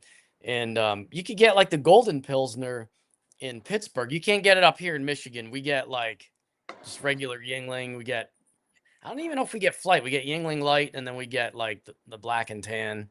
And, that one's a popular one, Black and Tan. Yeah. We don't get anything else. But I know the premium. I don't think that really gets past. I've never had it. I think it's here. I'm in Central PA, so yeah. I'm not. It's kind of like a poor. It's like a poor man's Warsteiner. It's pretty good. I like it. yeah. Rev says, how much would Norm charge for a Blue Nami install on a steam engine if he'd be interested in doing it? There's guys that are better than that. Like Travis Moody or those guys do it all the time. I just don't. I still work. Yeah, I work full time and I travel and I'm tired of it. I'm trying to retire, but what's your trade, Norm? What do you do for a trade? I'm a field service engineer for a company that does mechanical testing systems. So anything from like tabletop tensile testers to like full vehicle structural simulation, a lot of servo hydraulic, a lot of electric, a lot of stuff's going electric now, a lot of electric servo drive and stuff like that. I do a lot of calibration work. So, I calibrate test machines. I got to carry like 900 pounds of equipment all the time in my truck to do it with, and Jeez. so How long have you been doing that now? with this company, I started. It's 26 years now. I moved to Michigan for this job, Okay. so I So kind of 2020, yeah, 2000, you were saying, yeah. yeah. So I was 26 years. I um I got my test lab experience back when I lived in Erie. I lived in Erie for a few years, and that was, I guess, it was the best thing I could get out of that place. So I got my test lab experience there and decided I didn't want to be trapped in a lab all the time and wanted to be out in the world. And this job was pretty cool at the time because, company car and all that, and got to travel in Right. a lot of industrial places. So I got to see a lot of stuff from the inside, and Nice. Nice. Very yeah, cool. pretty cool. But being in Somebody, Detroit's mostly automotive, so it's right. not Yeah. so You guys, interesting yet. So yeah. sick of it now. It's like Right. whatever. But Let's see. How much Yinling premium would it take for you to let Bernsey and I run Penn Central equipment on your layout? Oh, yeah, geez. Never going to happen. no, no. Who was it that did the Penn Central T1? I want to find them. Did you see Oh, those yeah. guys? I think it was Yeah. like Country Bunker and those guys. It might have been those guys. Yeah. I was like, who did that? Let's see. Norm, Said that. have you been in the cab of 2102? I've gotten to ride 2 cab rides in it after the No, trip. I walked through it when they You've when walked they through did. it? I did. Yeah, I did the Tomato Festival Pittston run they did a Oh, when couple they were in Jim, summers ago. was that in Jim or Eh, in Pittston or Jim Thorpe? No, Nusquehoning to Pittston. That Pittston. one That's they Mahoning to yeah. Pittston. Okay. Yeah, that's cool. And then yeah, they let you walk through it, but man, those guys were busy in there. Oh there were yeah, they're some doing their nerds there, thing. Like guys. it's like you don't really Yeah, ask many questions. they You just kind of keep just moving. ran you through. I thought it was nice they let us do it. That's a really roomy cab, I It's mean, big. It's big in but there. but yeah, the guys were doing a lot of work in there while it was idle. So those guys don't catch a break when that thing's running, man. I gotta, Constant. you know, yeah, I got a lot of respect to the work those guys are doing. I can't even imagine what it's like to run that. It's gotta be amazing. But but yeah, that was a good time. A lot of really good telegraph poles on that run. You know, Yeah. Yeah. that's really really cool area. I See think that what was else? Lehigh Valley, right? Mostly Lehigh that Valley. line. Yep. Yeah. Yeah, they had really awesome telegraph poles, them guys. So you're looking at all that stuff. Like you're constantly like I look trying to. at everything. I'm like a You're sponge, when man. You're a sponge. oh yeah, I'm like a squirrel. I'm looking at everything. I was always like that. Yeah, everywhere I go, man. So you Um, would do you have any T1s now or no? Reading? No, I don't. I want Nothing. one. I got a Penzi T1. That I haven't Okay. run that in a while. Right. Yeah, I don't run passenger stuff very often. I didn't think you did. I didn't think you did. Yeah, I got fully set up. I even have like um stuff's never really seen the light of day. I got the Lionel Broadway Limited. Like, what is that? 10 cars with a diner car. The one that did a Yeah, few years they just back. re-released it too. So Yeah, I think the colors are real close. They're not Lionel colors, like modern Lionel. I think the interiors are some kind of weird, like lipstick color or whatever they come up with, but the exteriors aren't too bad. I'll probably sell those off. I don't know if I'll ever get to those. They might look.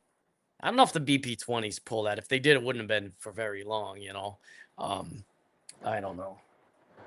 So, interesting. Do you I just do like any, dirty do you, would, freight.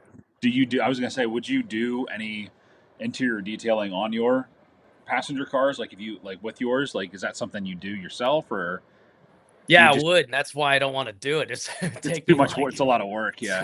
take me like months. I Right. mean, once I get to the point where I'm making like my own 3D figures, you know, um, probably wouldn't be so bad. But hand painting A all those lot. would be Oh my like, gosh. Yeah. yeah, yeah, yeah, that would take forever. Because who's that guy at York that does them? He does the passenger cars. Like he does lights and the tablecloths and all that stuff. And I got one of his cars. Somebody sold me this like I was been for years trying to put together an N&W heavyweight set, and I have an N&W diner car that's really amazing. It's got the candle lights, no candlesticks way. on each table. Yeah, and then the only other cars I have for an N&W heavyweight are like the Weaver RPOs. So that'd be a really odd train to run, Right. just mail and dining, But I don't know. Yeah, Do you that have guy does nice stuff. a favorite steam when it comes to North Fork and Western, like Class A's, Y6Bs, J's? I got a Y3, I got two Y6Bs, and I got that Class You A. have Class A. That was That a good Class A line. really grew on me. Yeah, That really grew on me. That was really one of Lionel's. I know everybody likes the hot dog trains and the fantasy schemes. Those seem to get the most right, attention lately. But those Class A's kind of came and went. I don't know if people realize how nice those were. It's just because like Lionel never made anything to yank around with them. They never made anything really to pull behind them. But right. those Yeah, are exactly. nice.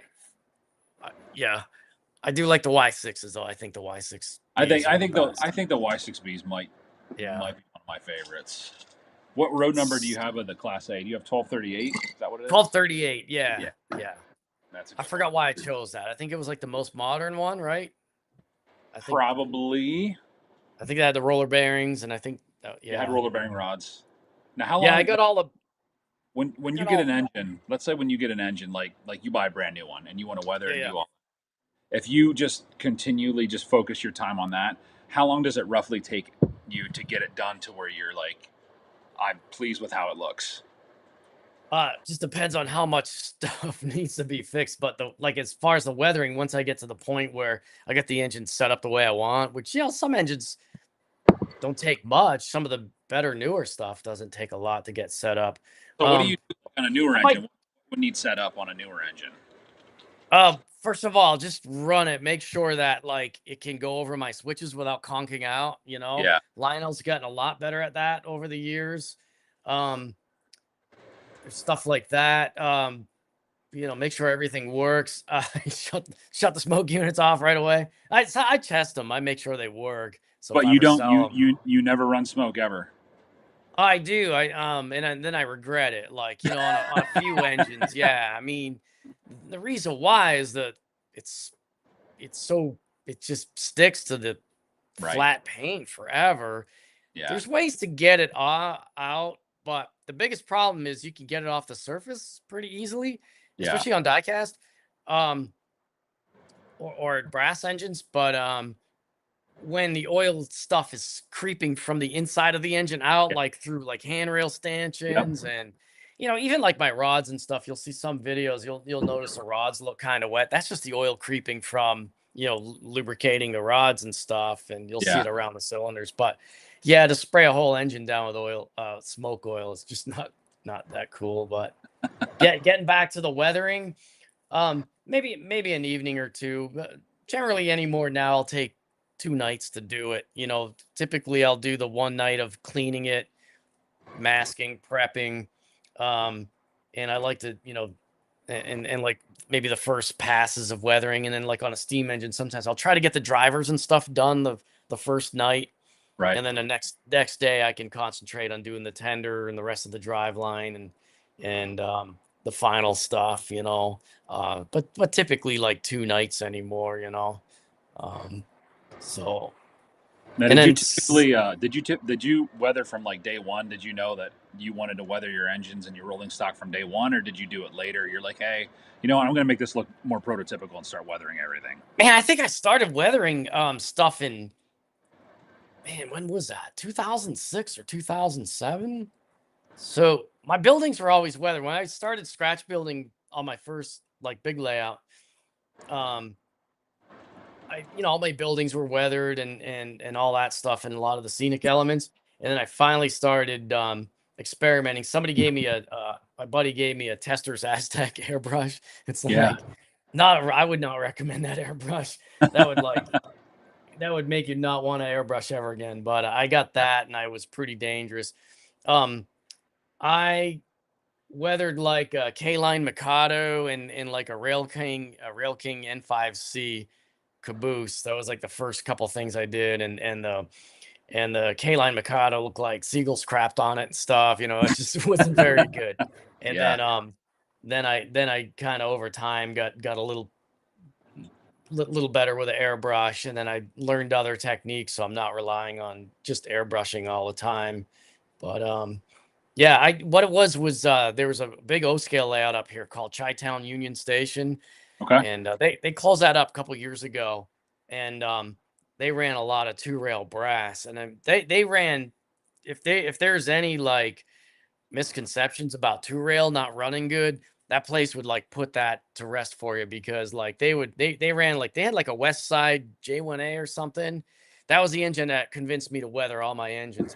That was Okay. nice and weathered, and they had that thing pulling like like 100 cold cars all by itself, and Jeez. stuff like that. Yeah, and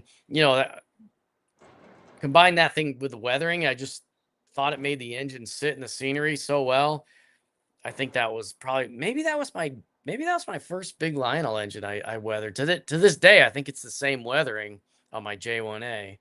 So, Did it make you back nervous then. when you first started doing it, like around electronics and stuff? Where you're like, I don't want to like in No, gearing or no, here's the thing, here's the thing about that era too. The trains were so plentiful. I don't know if people remember this on OGR. Like an engine would come out, and there was always a guy that bought it, and within like a month, he was blowing it out like on their buy sell. Like, they didn't have a buy sell yeah, back then, or they would just say, I want to get rid of this engine. Email me. yeah. So it didn't really bother anybody, and we started modifying engines way back then too. Like we were already hopping up smoke units and people were doing the magnets for the Forchoff. So yeah, nobody had any, you know, stuff was, and to this day, I think a lot of that stuff was made in huge numbers, especially Lionel. There's a ton of it. There's tons of those J1As. In fact, I almost bought one at York again.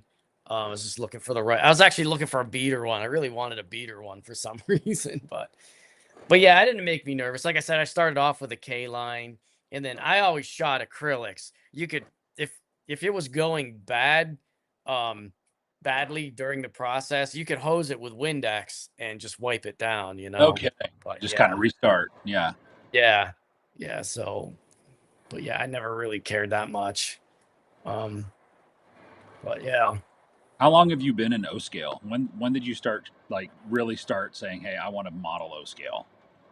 Well, yeah, probably early 2000. Well, no, take it back, like mid 90s. I was living in Pittsburgh and I was living. It's a funny story. We're living in this house, just me and like four other dudes. We lived in this like Fight Club house, and we had this like huge attic that was empty, and I was like, shit, I want to build a train layout. I don't know. I had a lot of energy back then in my mid 20s. So Yeah. had my dad ship all my trains to me from um, Massachusetts, and I got it all. And the reason why was I realized you could go to like a train store in Pittsburgh and buy 027 track for like 25 cents a piece, and I'm like, oh man, I could make. Back then I was totally broke too, but I Yeah. was like, I'm gonna build a layout. So I got back into O gauge like mid 90s. Okay. Around the funny thing is too, around the time CTT was huge. It was huge. It had the Neil Young layout in it, and then as the years went on, I stayed with O gauge because then Lionel TMCC came out. So like all the semi-scale stuff I had, I started slowly buying more TMCC stuff, and then early 2000s, I got my first house. I started going all scale because I had the room to run it, Yeah. and the stuff was a lot better too.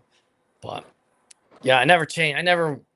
I've always thought about going two rail O scale and like never say never, but I'm doing everything I want already, and I got to That fully. third rail doesn't bother you. I mean, it is what it is. I know some people No, you get, rails. yeah, just on YouTube. I Yeah. mean, Yeah. we had the NMRA convention here last year, and people were like, "Why three rail?" And I said, "Well, been into it forever, and I was into it when the whole, I was into toy stuff and eclectic Yeah. post-war based Yeah. stuff, and at the time, the hobby was changing, so were my tastes, and then all of a sudden, early 2000s, everything's scale. They're making stuff you never thought you'd ever see, and my education grew with that stuff too because I was always rail fanning and stuff, but I did a lot more research. And you would find out like, oh wow, the engine, the engines they were making, they had like proper cab numbers and everything. So yeah, it was. But yeah, I had NMRA convention here last summer, and the people that came through on the tour, they weren't like, "Oh, this is so lame because it's 3 real." That's just a Really? crappy read on the internet. Yeah, No. nobody would say that, in Yeah. real Right. life. Exactly. So Right. Yeah, not that I'm like not like a big, I'm not gonna like go preach about it or whatever. It's right. just No. enjoy it. See, But Josh says he's heading out for the night. Tell Norm, awesome information, and he likes your layout. Very cool. cool. Very cool. Good night. Yeah. Very, very cool. Well, that's good to hear. A lot of good stuff happening, and Yeah. you're basically one of, and for me anyway, like when I got back into the hobby a couple of years ago, you were the guy, man, that we all aspire to be. And every time you do stuff, we're like, how the hell does he do this stuff? Like the details, I always it's crazy. a lot of mess ups. Yeah. So like I always try to show that in a video, like all the trial and error that goes into it. And Right. so I don't know. Sometimes I don't know, makes for a long video though. But yeah, a lot of experimentation. That's the other thing. I'm always messing around with Yeah. something. And a lot of it is Amazon's fail safe. A yeah, lot of it's fail safe. You can fix it and yeah, you can redo it. yeah. Amazon's pretty dangerous because like a lot of the cheap electronics you can get Yeah. like the LEDs. I was playing around with those water smoke units for a while. I'm gonna revisit that again someday. I think that's pretty intriguing. Because like I think is Hornby does it, and they seem to be pretty successful with it. But yeah, I'm always experimenting with different stuff. Like Blue Nami was part of that too. I saw Sid and Johnny, you know, did some videos on it, and there's some other guys in OGR talking about it for a while. Right. And finally, for $200, you can't really go wrong. Right. And yeah, It's pretty so pretty straightforward to install for the yeah, I most part. think so. All it wants is power. It just wants DC power. So, just use a bridge rectifier with AC or Yep. I guess you could do battery power. It's a good way if you want to run like a 2-rail engine on a 3-rail layout Yeah, and you not could do it. modify the 2-rail, battery power it, and put Blue Nami in it, and you can keep it as a 2-rail engine. And I thought about that, but yeah. No, that's So awesome. That's fantastic. All right, Normal. I appreciate you coming on, man. yeah, Um, thanks for having me, you been guys. fantastic. I think that we should definitely do this again. Yeah, definitely. I got Here the hook for up it. here, so And we'll do some more stuff next time and talk a little bit more in detail. I mean, keep conversations going. But I just yeah, wanted to get some guys on here that haven't seen your layout maybe before, or some people that yeah. kind of don't know what you do, and kind of like how Norm's brain ticks. I'll never figure it out, but he's a mad scientist. He's a genius, and the Yeah, I and don't know about that. the I think you are, man. I think you are. But But yeah, maybe next time we could do Can you do more than yeah, one yeah, we camera can, at once? yeah, absolutely. We'll I'll have do to that. figure that out. Yeah, this We'll is the do that. first time I hooked this up. This is kind of cool. I have like 3 iPhones down here. One's like an active phone that I use, and then the other 2 are like semi-retired phones from my job. They just let me Nice. keep them. So I've been Well, that's using them for awesome. Blue Nami and filming and all that stuff. Yeah, So so we'll yeah.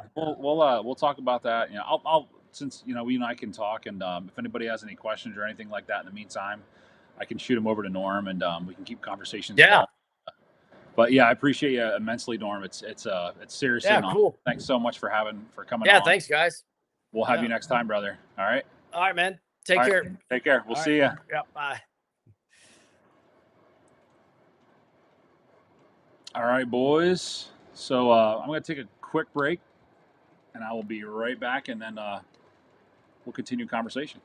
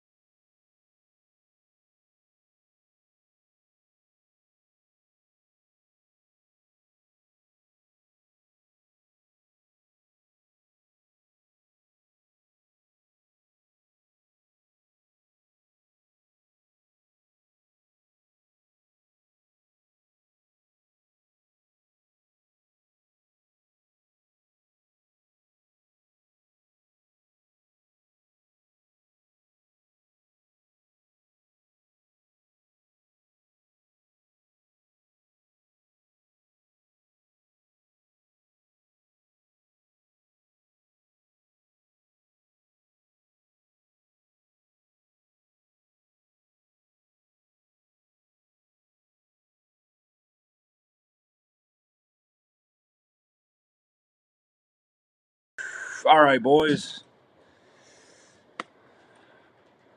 Back on here. Sorry, guys. Some of the questions here. I seen some guys pop on. Captain Andy, good to see you, buddy. Jeff, good to see you. Thanks for coming on. Will, how are you? Again, guys, if I didn't get to some of your stuff, I apologize.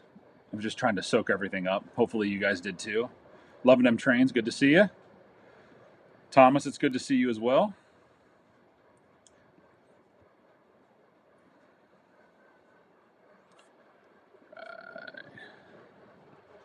Norm's got. Andy says Norm's the one that got you on the sunset kick. Okay. Yeah, I know. You get to talking, you get to hearing stuff, and it's like, oh man, I need to get more third rail stuff.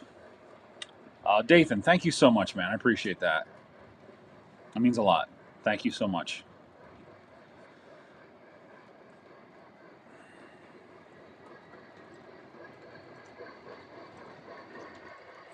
Working, getting in the way. Brev, good stream. Thanks, brother. Thanks for being on here, man. I appreciate it. We'll have to have you on sometime. Doc the H10. H10's looking good. Let me get that back up.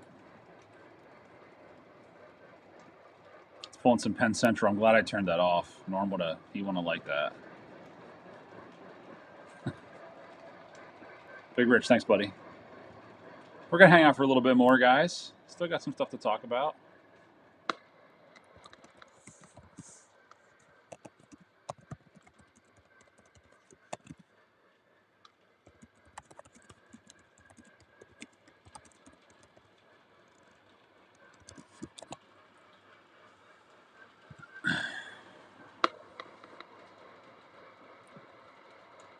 Third rail kicks are very dangerous. That they are. Thanks, Matty C. I appreciate you, buddy. Good to see you at York too, my friend. I'm sure I said that earlier, but Matty's a good dude. Oh, Big Rich is gonna sell some stuff. He's gonna get some third rail. I don't know, who was the one asking about the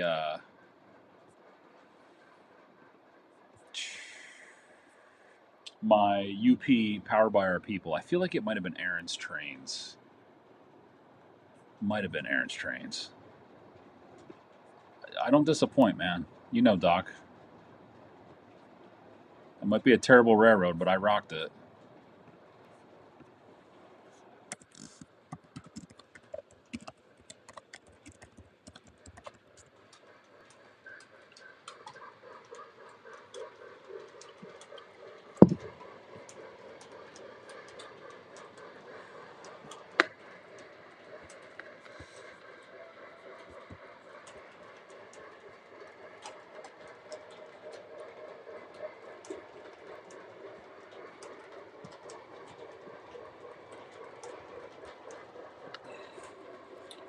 But yeah, what a fun talk with Norm. If you guys are just getting on here, or you haven't seen, you can watch the recap or rewatch the stream again and check out the talk with Norm. We're gonna have Norm on again. We'll get it figured out here. Next week we're gonna have Trainmaster on, and then hopefully the week after that we have somebody else on. Whoever that is, I don't know yet.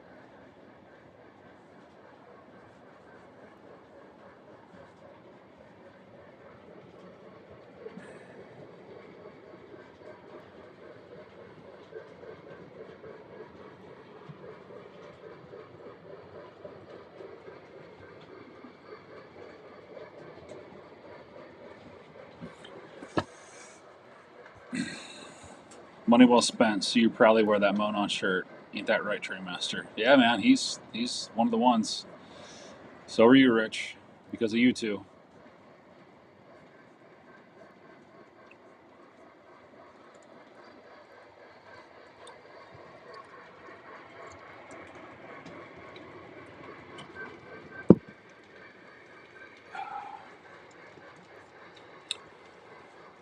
So is everybody happy with their York purchases?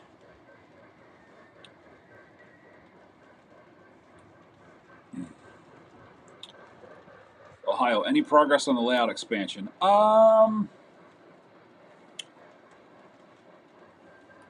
Working on the mountain right now. I was just looking today at the backdrop for the other room. That needs to get ordered soon. I think what I'm going to do is I'm going to do it on presentation paper and then put it on foam core and then attach it to the wall there.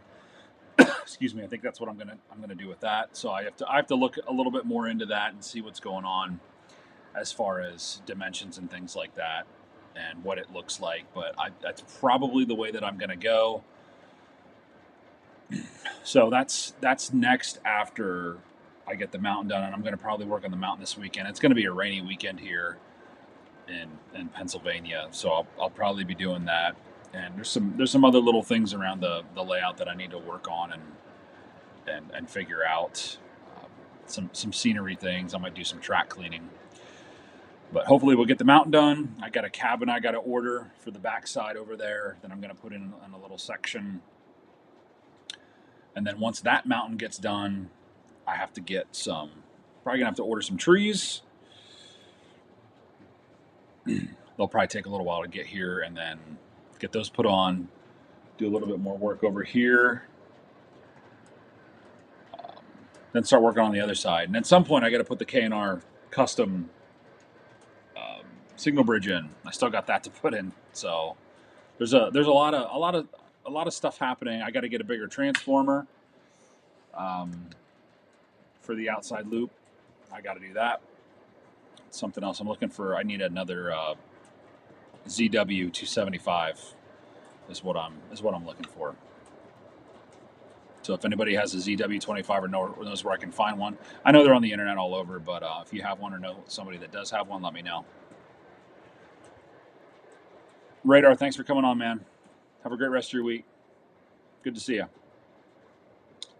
Dathan, you like that CNJ that you got? That's a nice engine. I like that. Look good at the club. Doc, you did fine at York. You got some good stuff. If I say so myself. And pre-York. Yeah, one pre-York buy for me. So I don't know if you guys saw my Instagram post of the stuff that I got. I got the H10, which we talked about several times. I got two Western Maryland GP9s, which are just absolutely fantastic locomotives. Atlas with TMCC, but they sound amazing. And I got the ABA set of New York Central. So you know what we'll do is probably can't right now because everything's kind of locked up. But I got an ABA set of FA2s, New York Central. I don't know if you can see them over there or not. They're right over there. Very, very nice. Got it for a great price. Couldn't pass them up. And then I got the J1E MTH New York Central Hudson that is on the outside loop. And to be honest, we could probably run it. We'll bring that around here so you guys can see that.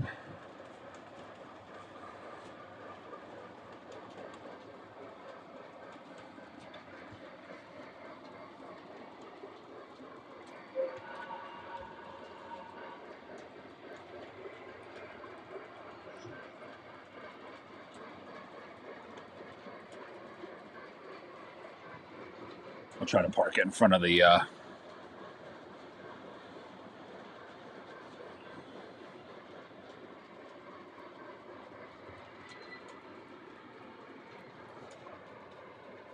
we'll put it in front of the camera here.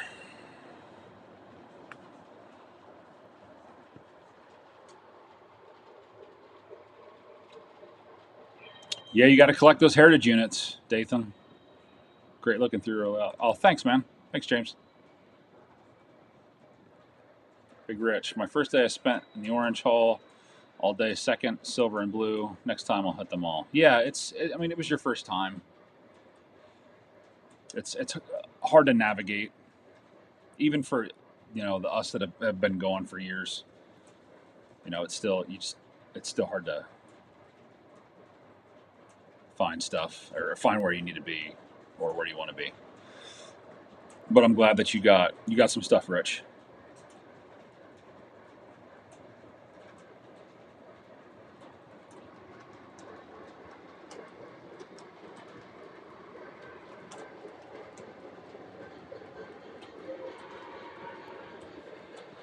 Loving them trains. Not a big passenger car guy, but that Penn Central is looking pretty sharp running around the layout. Thanks, man. Appreciate it. Those are Atlas. They came out last year or the year before, I believe. They're just smooth-sided. Actually, they might be ribbed. Maybe they're smooth-sided.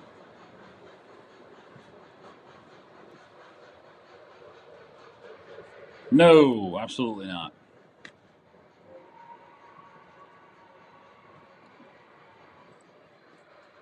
Here, we'll do this. Bring that Hudson around here so you guys can see it.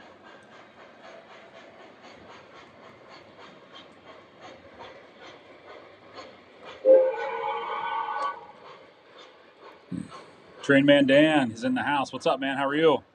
It's going well. How was your York? Get a lot of cool stuff?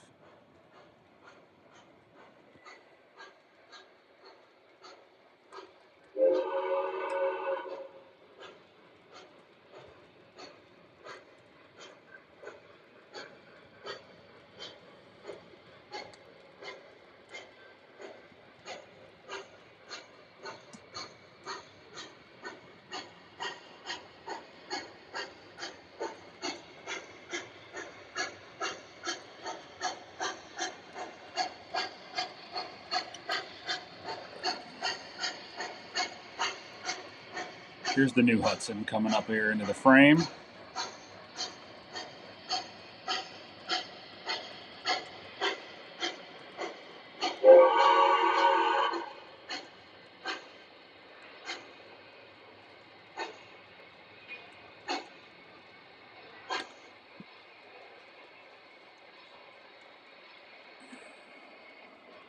This is the end of the day buy.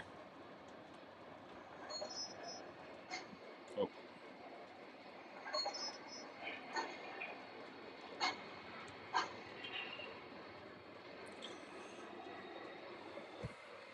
York was great as always. Train Man Dan, nice. Pretty happy to find 5 more Reading heavyweights with a drumhead already installed. Ran a 16 car train out of 17 cars. Is that the one that you sent me, Doc?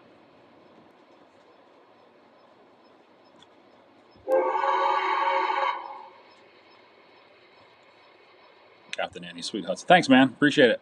Andy, what did you buy?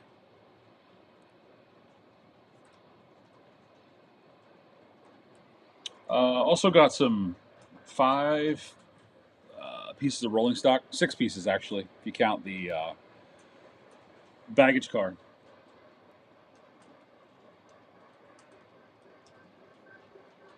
Yeah, Maddie C, you know about the Hudsons. Let's do this. There you go. You can see it better.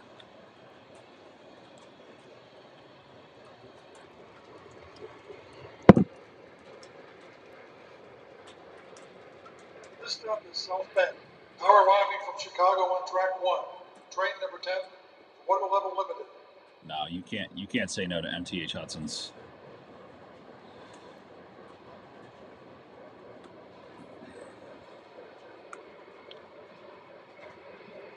With double heading Reading T1s. Yeah, I saw that.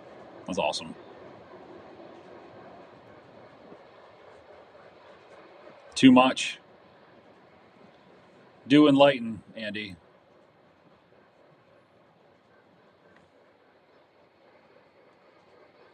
Let's roll this guy out.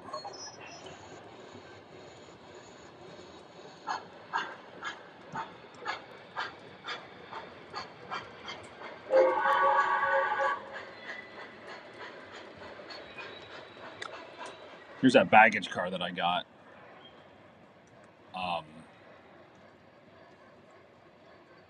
That one right here in the middle here.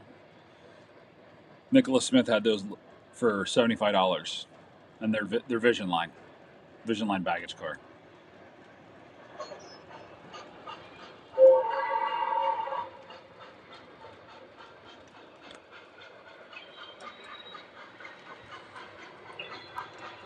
Keith, do I find the MTH tethers finicky? Not really. I think if you get them in there and you just pop them up, they're fine. But I haven't had any problems with mine. James, great talk with Norm tonight. Always wondered. Thank you, I appreciate that. Yeah, we're gonna do a little bit more with Norm, so stand by for that.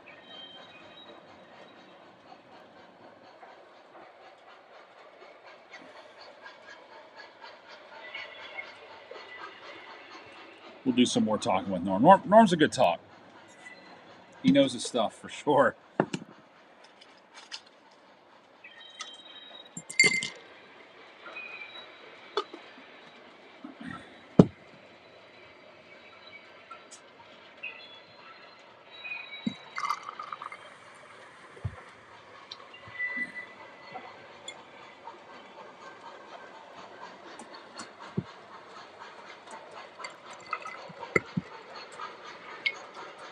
I will say the Hudson was a good grab. Like I was saying earlier, if I would have got this Hudson at the deal that I got it for, I probably would have got that 080 switcher, but we got this instead.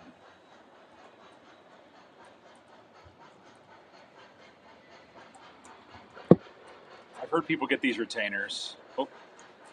I haven't had any trouble with mine steam engines.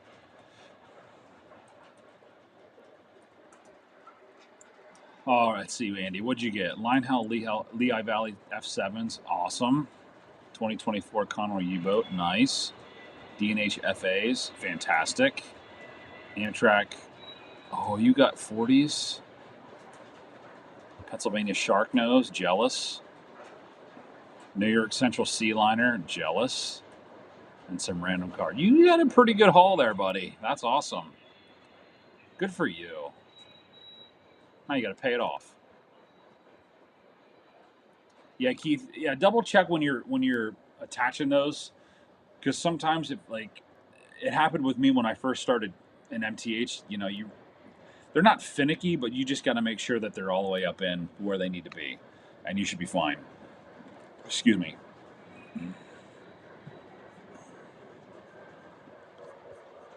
That's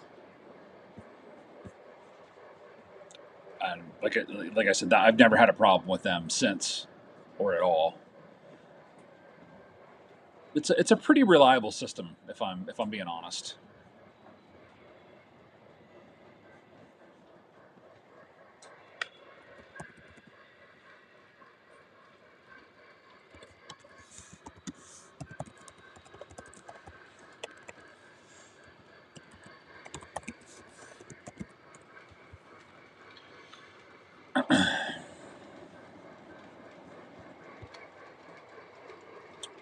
But do I like Legacy better? Probably a little bit, but who knows? That might change with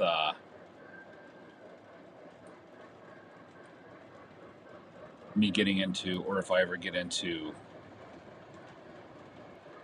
Blue Nami, which I'm sure I will. Brev, did I see the prices of Woodside reefers at York? I don't typically look at Woodside reefers, but I'm sure they were expensive. 80, 90 bucks a piece, I bet. Johnny, Maddie said it right earlier, though. There's nothing like seeing Norm's layout in person. I swear I stood in the same spot for an hour and just drooled.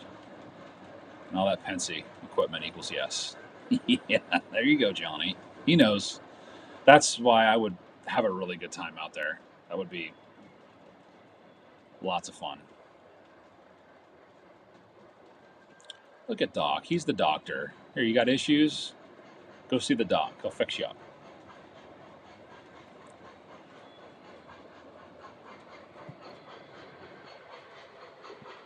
Oh yeah, they will. They're not going to stop.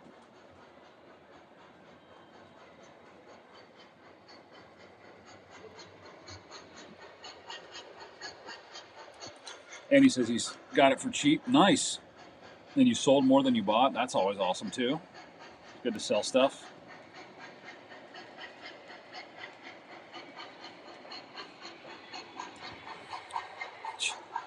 Jesus. Depends on the wood side. If I was the guy, if it was the guy across from Trent, yeah, he has a lot of wood sides. I know which one you're talking about, Johnny. The guy that has the displays that are really high that he like custom made out of wood. Yeah, those are expensive.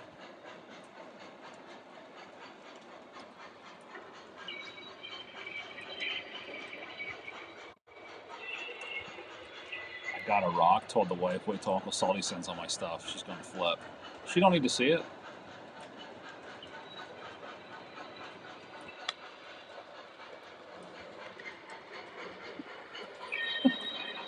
How do you get breastfeeding out of brevs?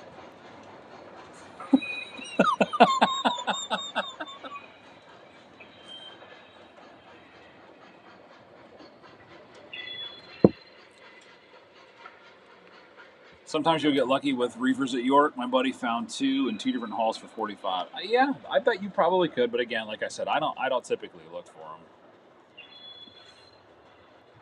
That's the thing. You have to dig. That's how I found that passenger car, that RPO car, not RPR, that baggage car. They were at Nicholas Smith in a box, sealed box, and I opened the box up, and there was four of them in there. They were all the same. Actually, not four. Was it four? It was four. There was four of them in there, and they were $75 a piece. And I looked at them like these are Vision Line, and I set it on top of the box, which I shouldn't have done, and I walked away, and I came back, and I grabbed it, and I bought it,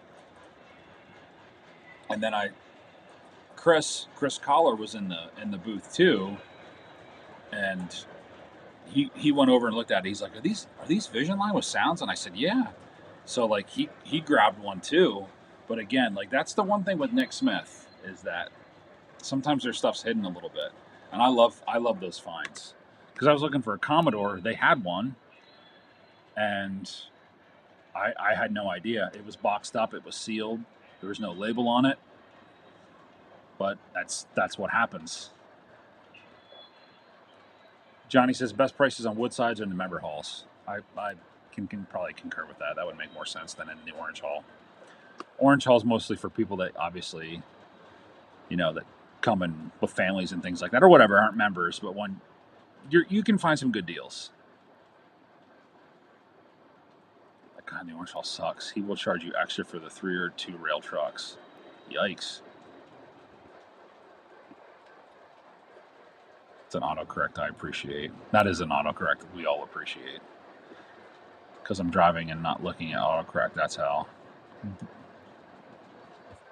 But breastfeeding?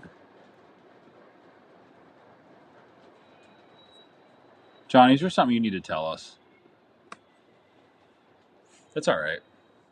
Did you go through all that apple harvest yet that I got you?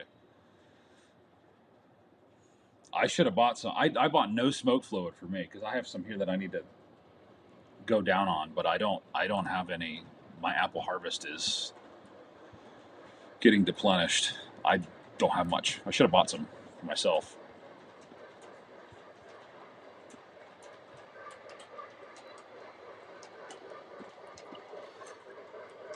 Yeah, Maddie. Sometimes you do. You gotta get in there. You gotta get in there. Dathan, have a good night, buddy. It's good to see you. Appreciate you. Thanks for coming on.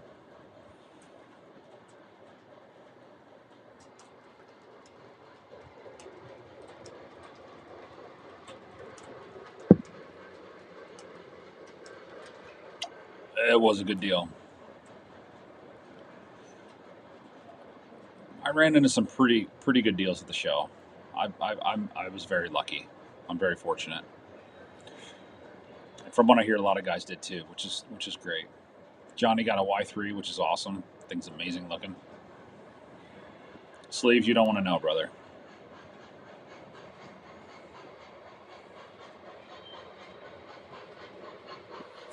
He's drinking his little hugs. Used to drink those on the playground. Nicholas Smith, buddy. Yeah, I got to go down to Nicholas Smith. Might make a trip down there.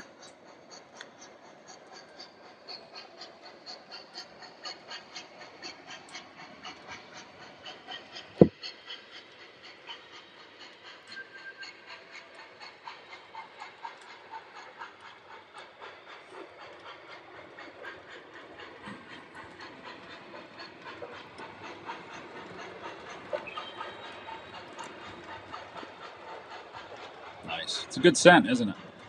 It's a good stuff. Loose Trains, how are you? Wow, I haven't seen you in a while. Good to see you.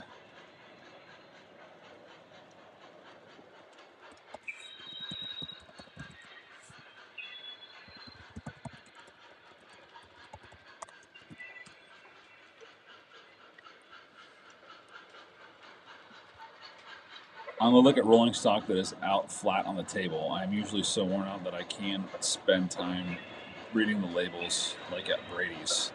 I don't even walk into Brady's racks. I can't do it.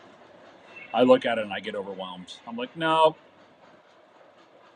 not buying anything. Penn Central passenger cars are 8 okay. Thanks, man. Yeah, they are okay. A-okay. I know people hate on the Penn Central, but it's all right.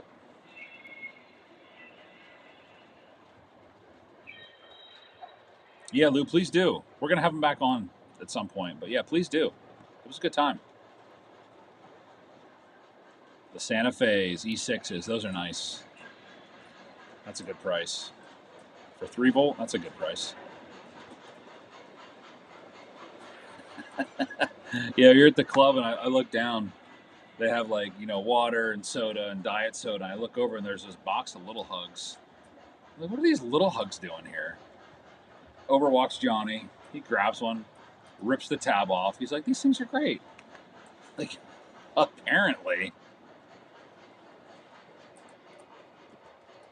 Lou was at York. You didn't see it? I didn't see you either, man. Yeah, obviously, or I would have said something. I was there. Were you there Friday? I was only there on Friday.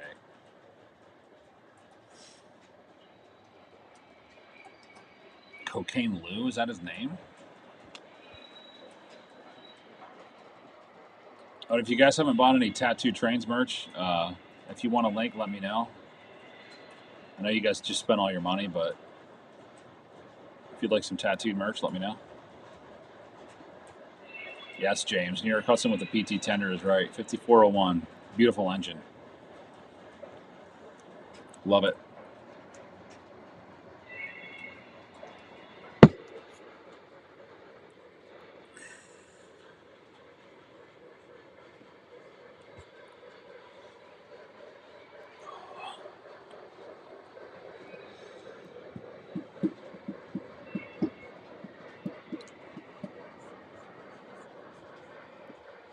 Man, Mike's still in the house. Mike, did you use some of your cranberry? I think you did. Stuff's good stuff, isn't it?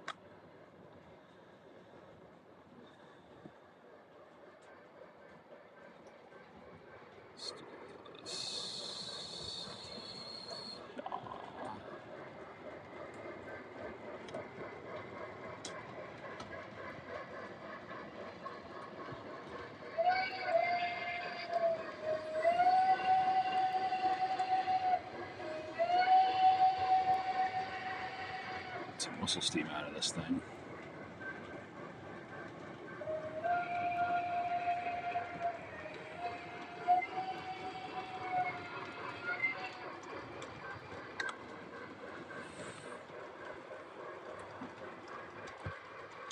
How's the new edition gun layout going? It's coming, Brev.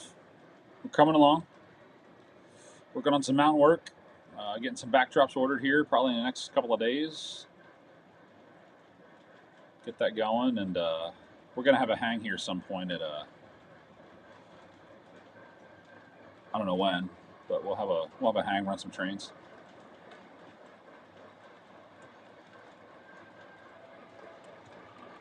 Yeah, Bill was a cool hangman. Bill was cool. He was at the layout or at the club layout too.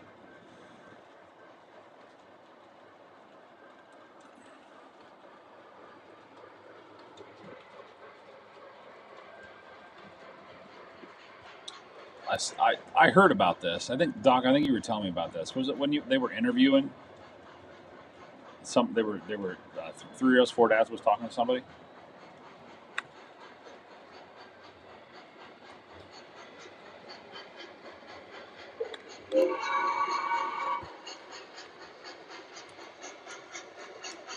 Yes, the people for sure.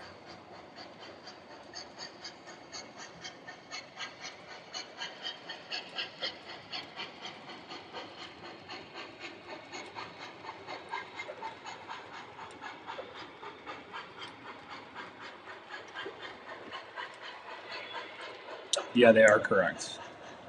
Nice.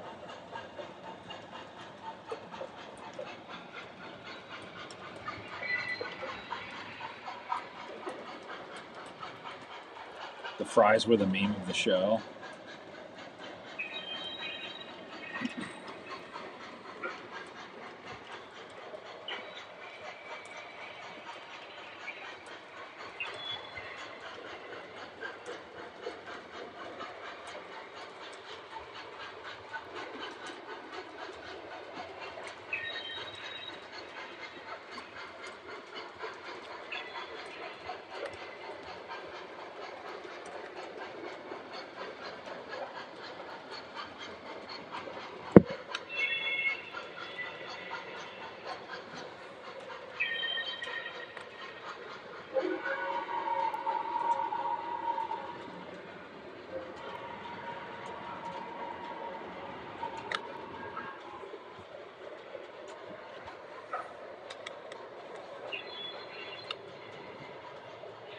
Next trip, spend more time asking all of you more questions. Questions.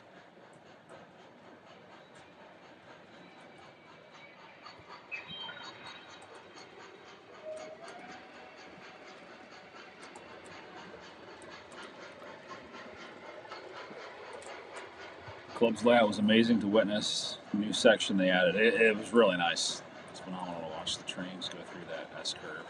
Yeah, that's super cool. I love that bridge. That like inspired me to want to build something like that.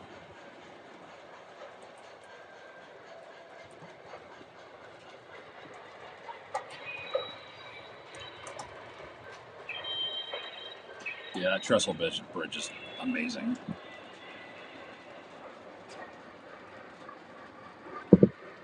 Amazing. I should have done something like that with this layout.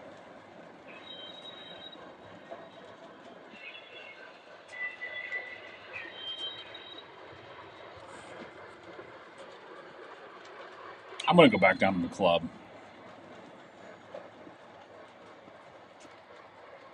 There's so much stuff to see down there and do.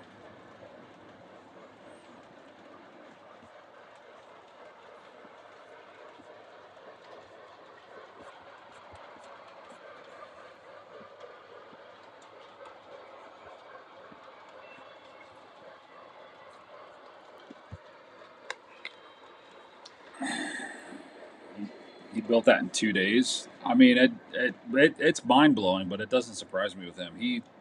When he gets determined, he goes. Pays to be in construction. Yeah, it does. Absolutely. Absolutely.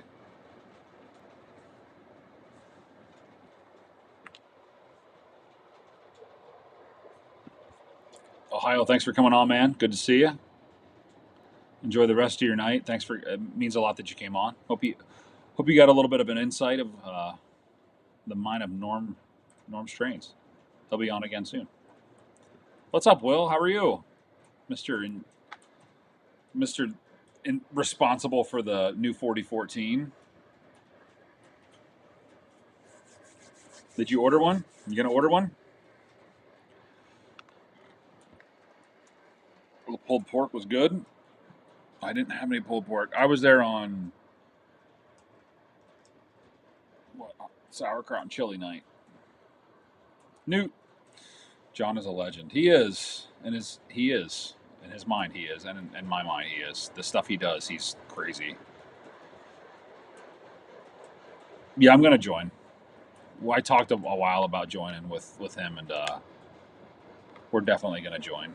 When I say we, I mean my wife and I.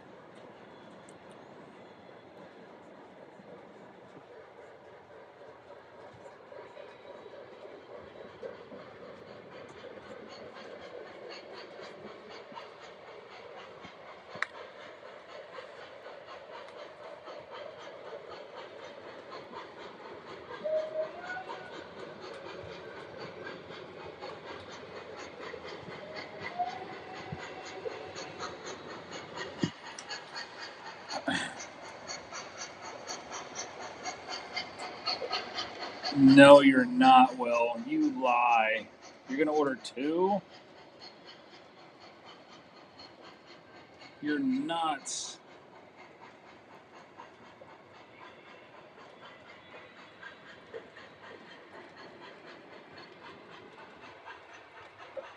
Hey, welcome back.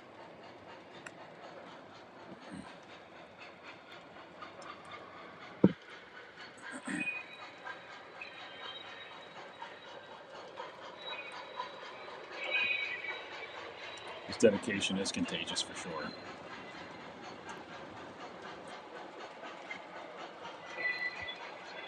So tomorrow, guys, at 4 p.m. Eastern time, I believe they're going to be talking about the big boys from Lionel. Johnny's going to order a big boy. He needs one. Now that they're running in Pennsylvania, he's got to get 40-14.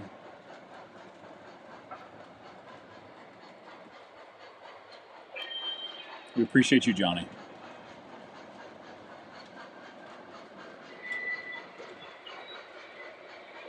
Take it back.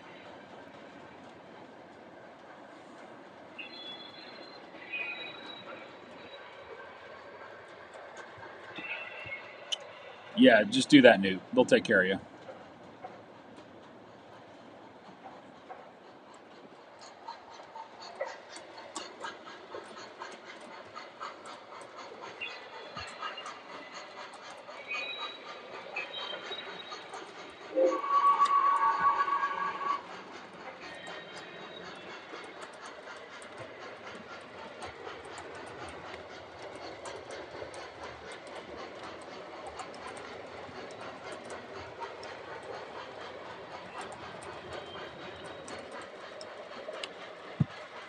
If they do a big boy and Thomas. Somebody did a chat GPT one, I think. I saw. It was like a Trump one with hair. It's crazy.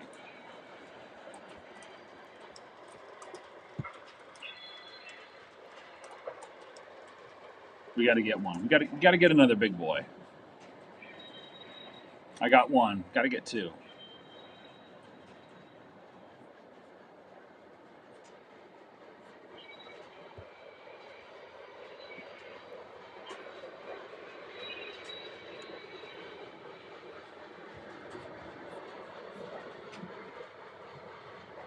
If you guys haven't hit the like button, please do. What are we at for likes? Where are we at?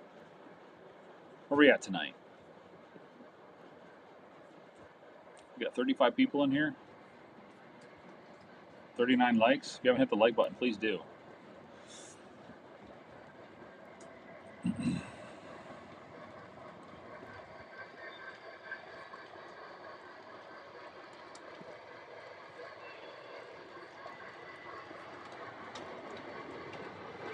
Bicentennial big boy. Oh, definitely. Definitely. Get Brady's Conrail big boy. Is that the one you're going to get, Newt? Or Andy? Are you going to get that one?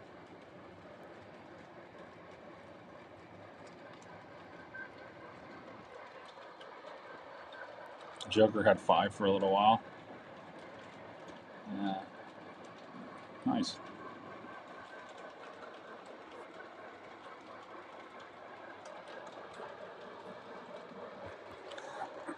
Pre-orders are going to get out of control. The next thing on the list is E8s, Penske E8s, which I don't think they're going to be delivered until June, so we're safe for a little while. Would not. What's up, buddy? Great to see you too. It's a good hang as always. Would not's a good dude, guys. He's fun. He's cool to be around. A lot of energy. He's always happy. I like happy people. Be like Would not. Because why not? He's a happy guy. It's awesome. If he makes it, I don't know. I think someone might make it if they do, Captain Andy. If they do, I think you're going to have to grab one.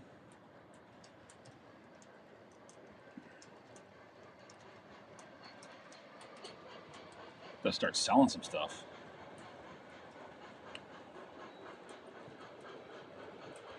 The F units, I think you're right, Lou. I think they are next.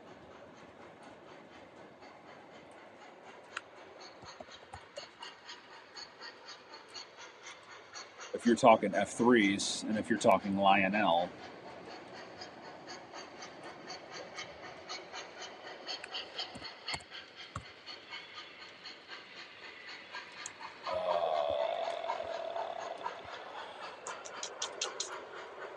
Yep, they're next. Looks like beginning of May.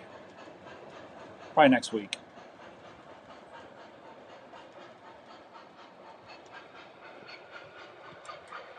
There will probably be a yellow one, either Lionel UP like the Lion Master or the Rio Grande version. That might be one. Custom run.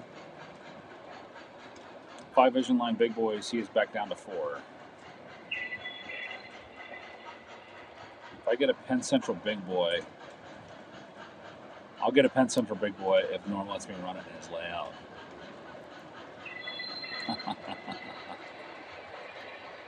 B&O Scale says, sorry if this has been asked, but what did you end up coming home with from York? Last I talked to you in the orange, I thought you were looking for Hudson. Or I made that up in my head. It was a long day. I did get a Hudson for a stupid deal. A Hudson 5401 MCH Proto Sound 3 with a PT tender. Lionel H10, Pennsylvania, of course. 2 Western Maryland TMCC Atlas GP9s. And an ABA New York Central FA2 set came home with me on Friday. When I grew up, I want to be able to Would not. I mean, yeah, be like Would not. Nice win for the Bruins last night. It's not over. It's a freaking Phillies won.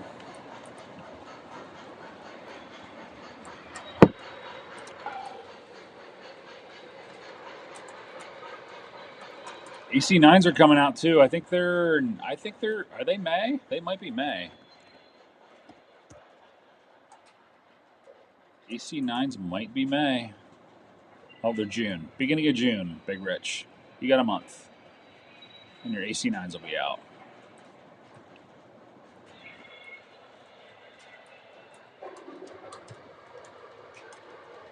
Yeah, it was good. It was a good pickup. Yeah, Rich will be coming. He'll be coming back. We need more diversity. We need Mexicans. He knows it. Rich is a good dude, man. He's solid. My wife knew who he was right away. There's Big Rich.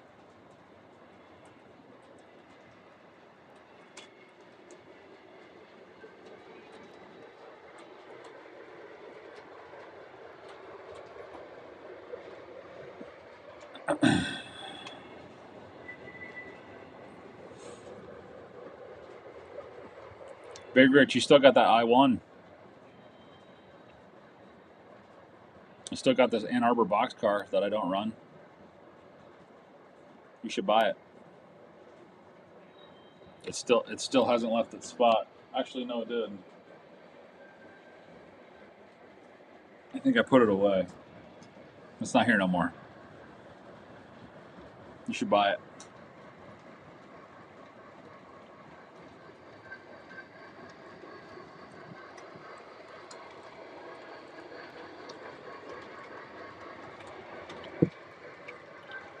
You need tacos.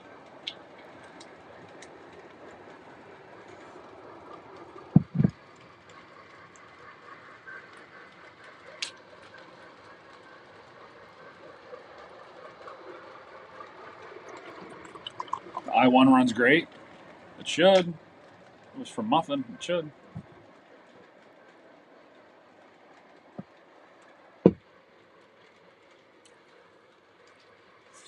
All right, boys. We're creeping up on 2 hours and 45 minutes. We're going to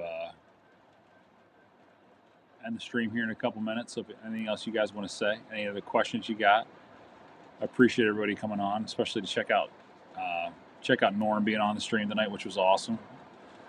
What an honor.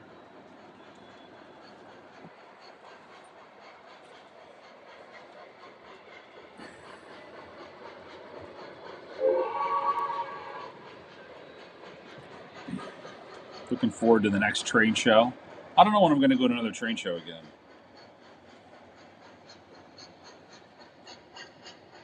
The big one's definitely York.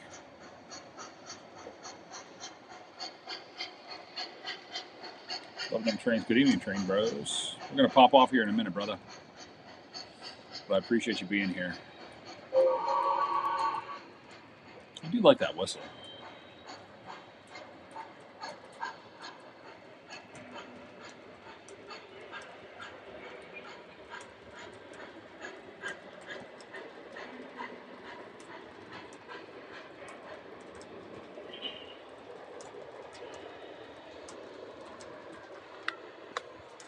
When's Norm coming on? He was on earlier on the stream. So check it out, Newt, if you want to scroll back through. But we're going to have him on probably in a couple weeks. We're going to get a little bit more into detail on some of the stuff that he does. But next week, we're going to have Trainmaster on, Trainmaster 04. You guys know who he is. He's going to be on. And then the following week, I don't know, give me some ideas who you guys want to have on.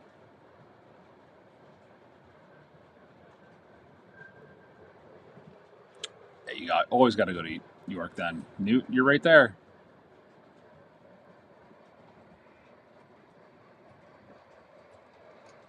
I'm concerned with the new pre-order trend that seems to be limited new stock at York. For example, very few ET44s. You know what? That's a very interesting thing to say because I don't think I saw any ET44s. But yet again, I don't typically look for that stuff. I don't look for the modern stuff.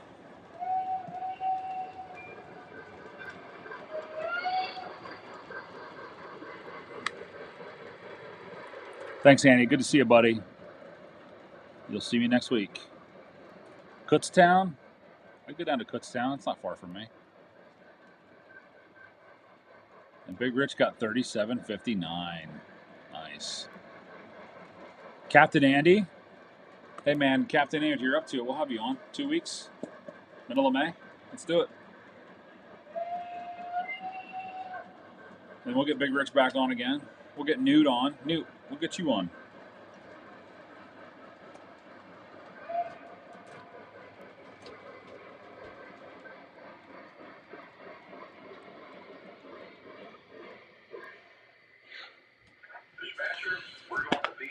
Two times. Will says, so yeah, considering 2X, the 250th version with the elephant ears, that's the one Kyle and I saw. Oh my gosh. I hope you don't have a whole lot of stuff on pre-order, brother. That's a lot of moolah, but it's all good. All right, boys, we're going to cut this off now. Sorry, Will. I'm going to have to run. But everybody, thank you guys so much for coming on. I appreciate all of you. I'm sure Norm does as well, too. He did say it was an awesome time. He did message me and said we had a great time. So we're going to do another one here very soon. Next week, Trainmaster 04 is on. And, yeah, we're going to keep this thing going and have some more fun and get more of you guys on here. We don't want to see my face all the time in my stuff. Well, I want to see your guys' stuff. So have a great night, guys. And we'll see you next week. May, what day is that? May what? May the 6th.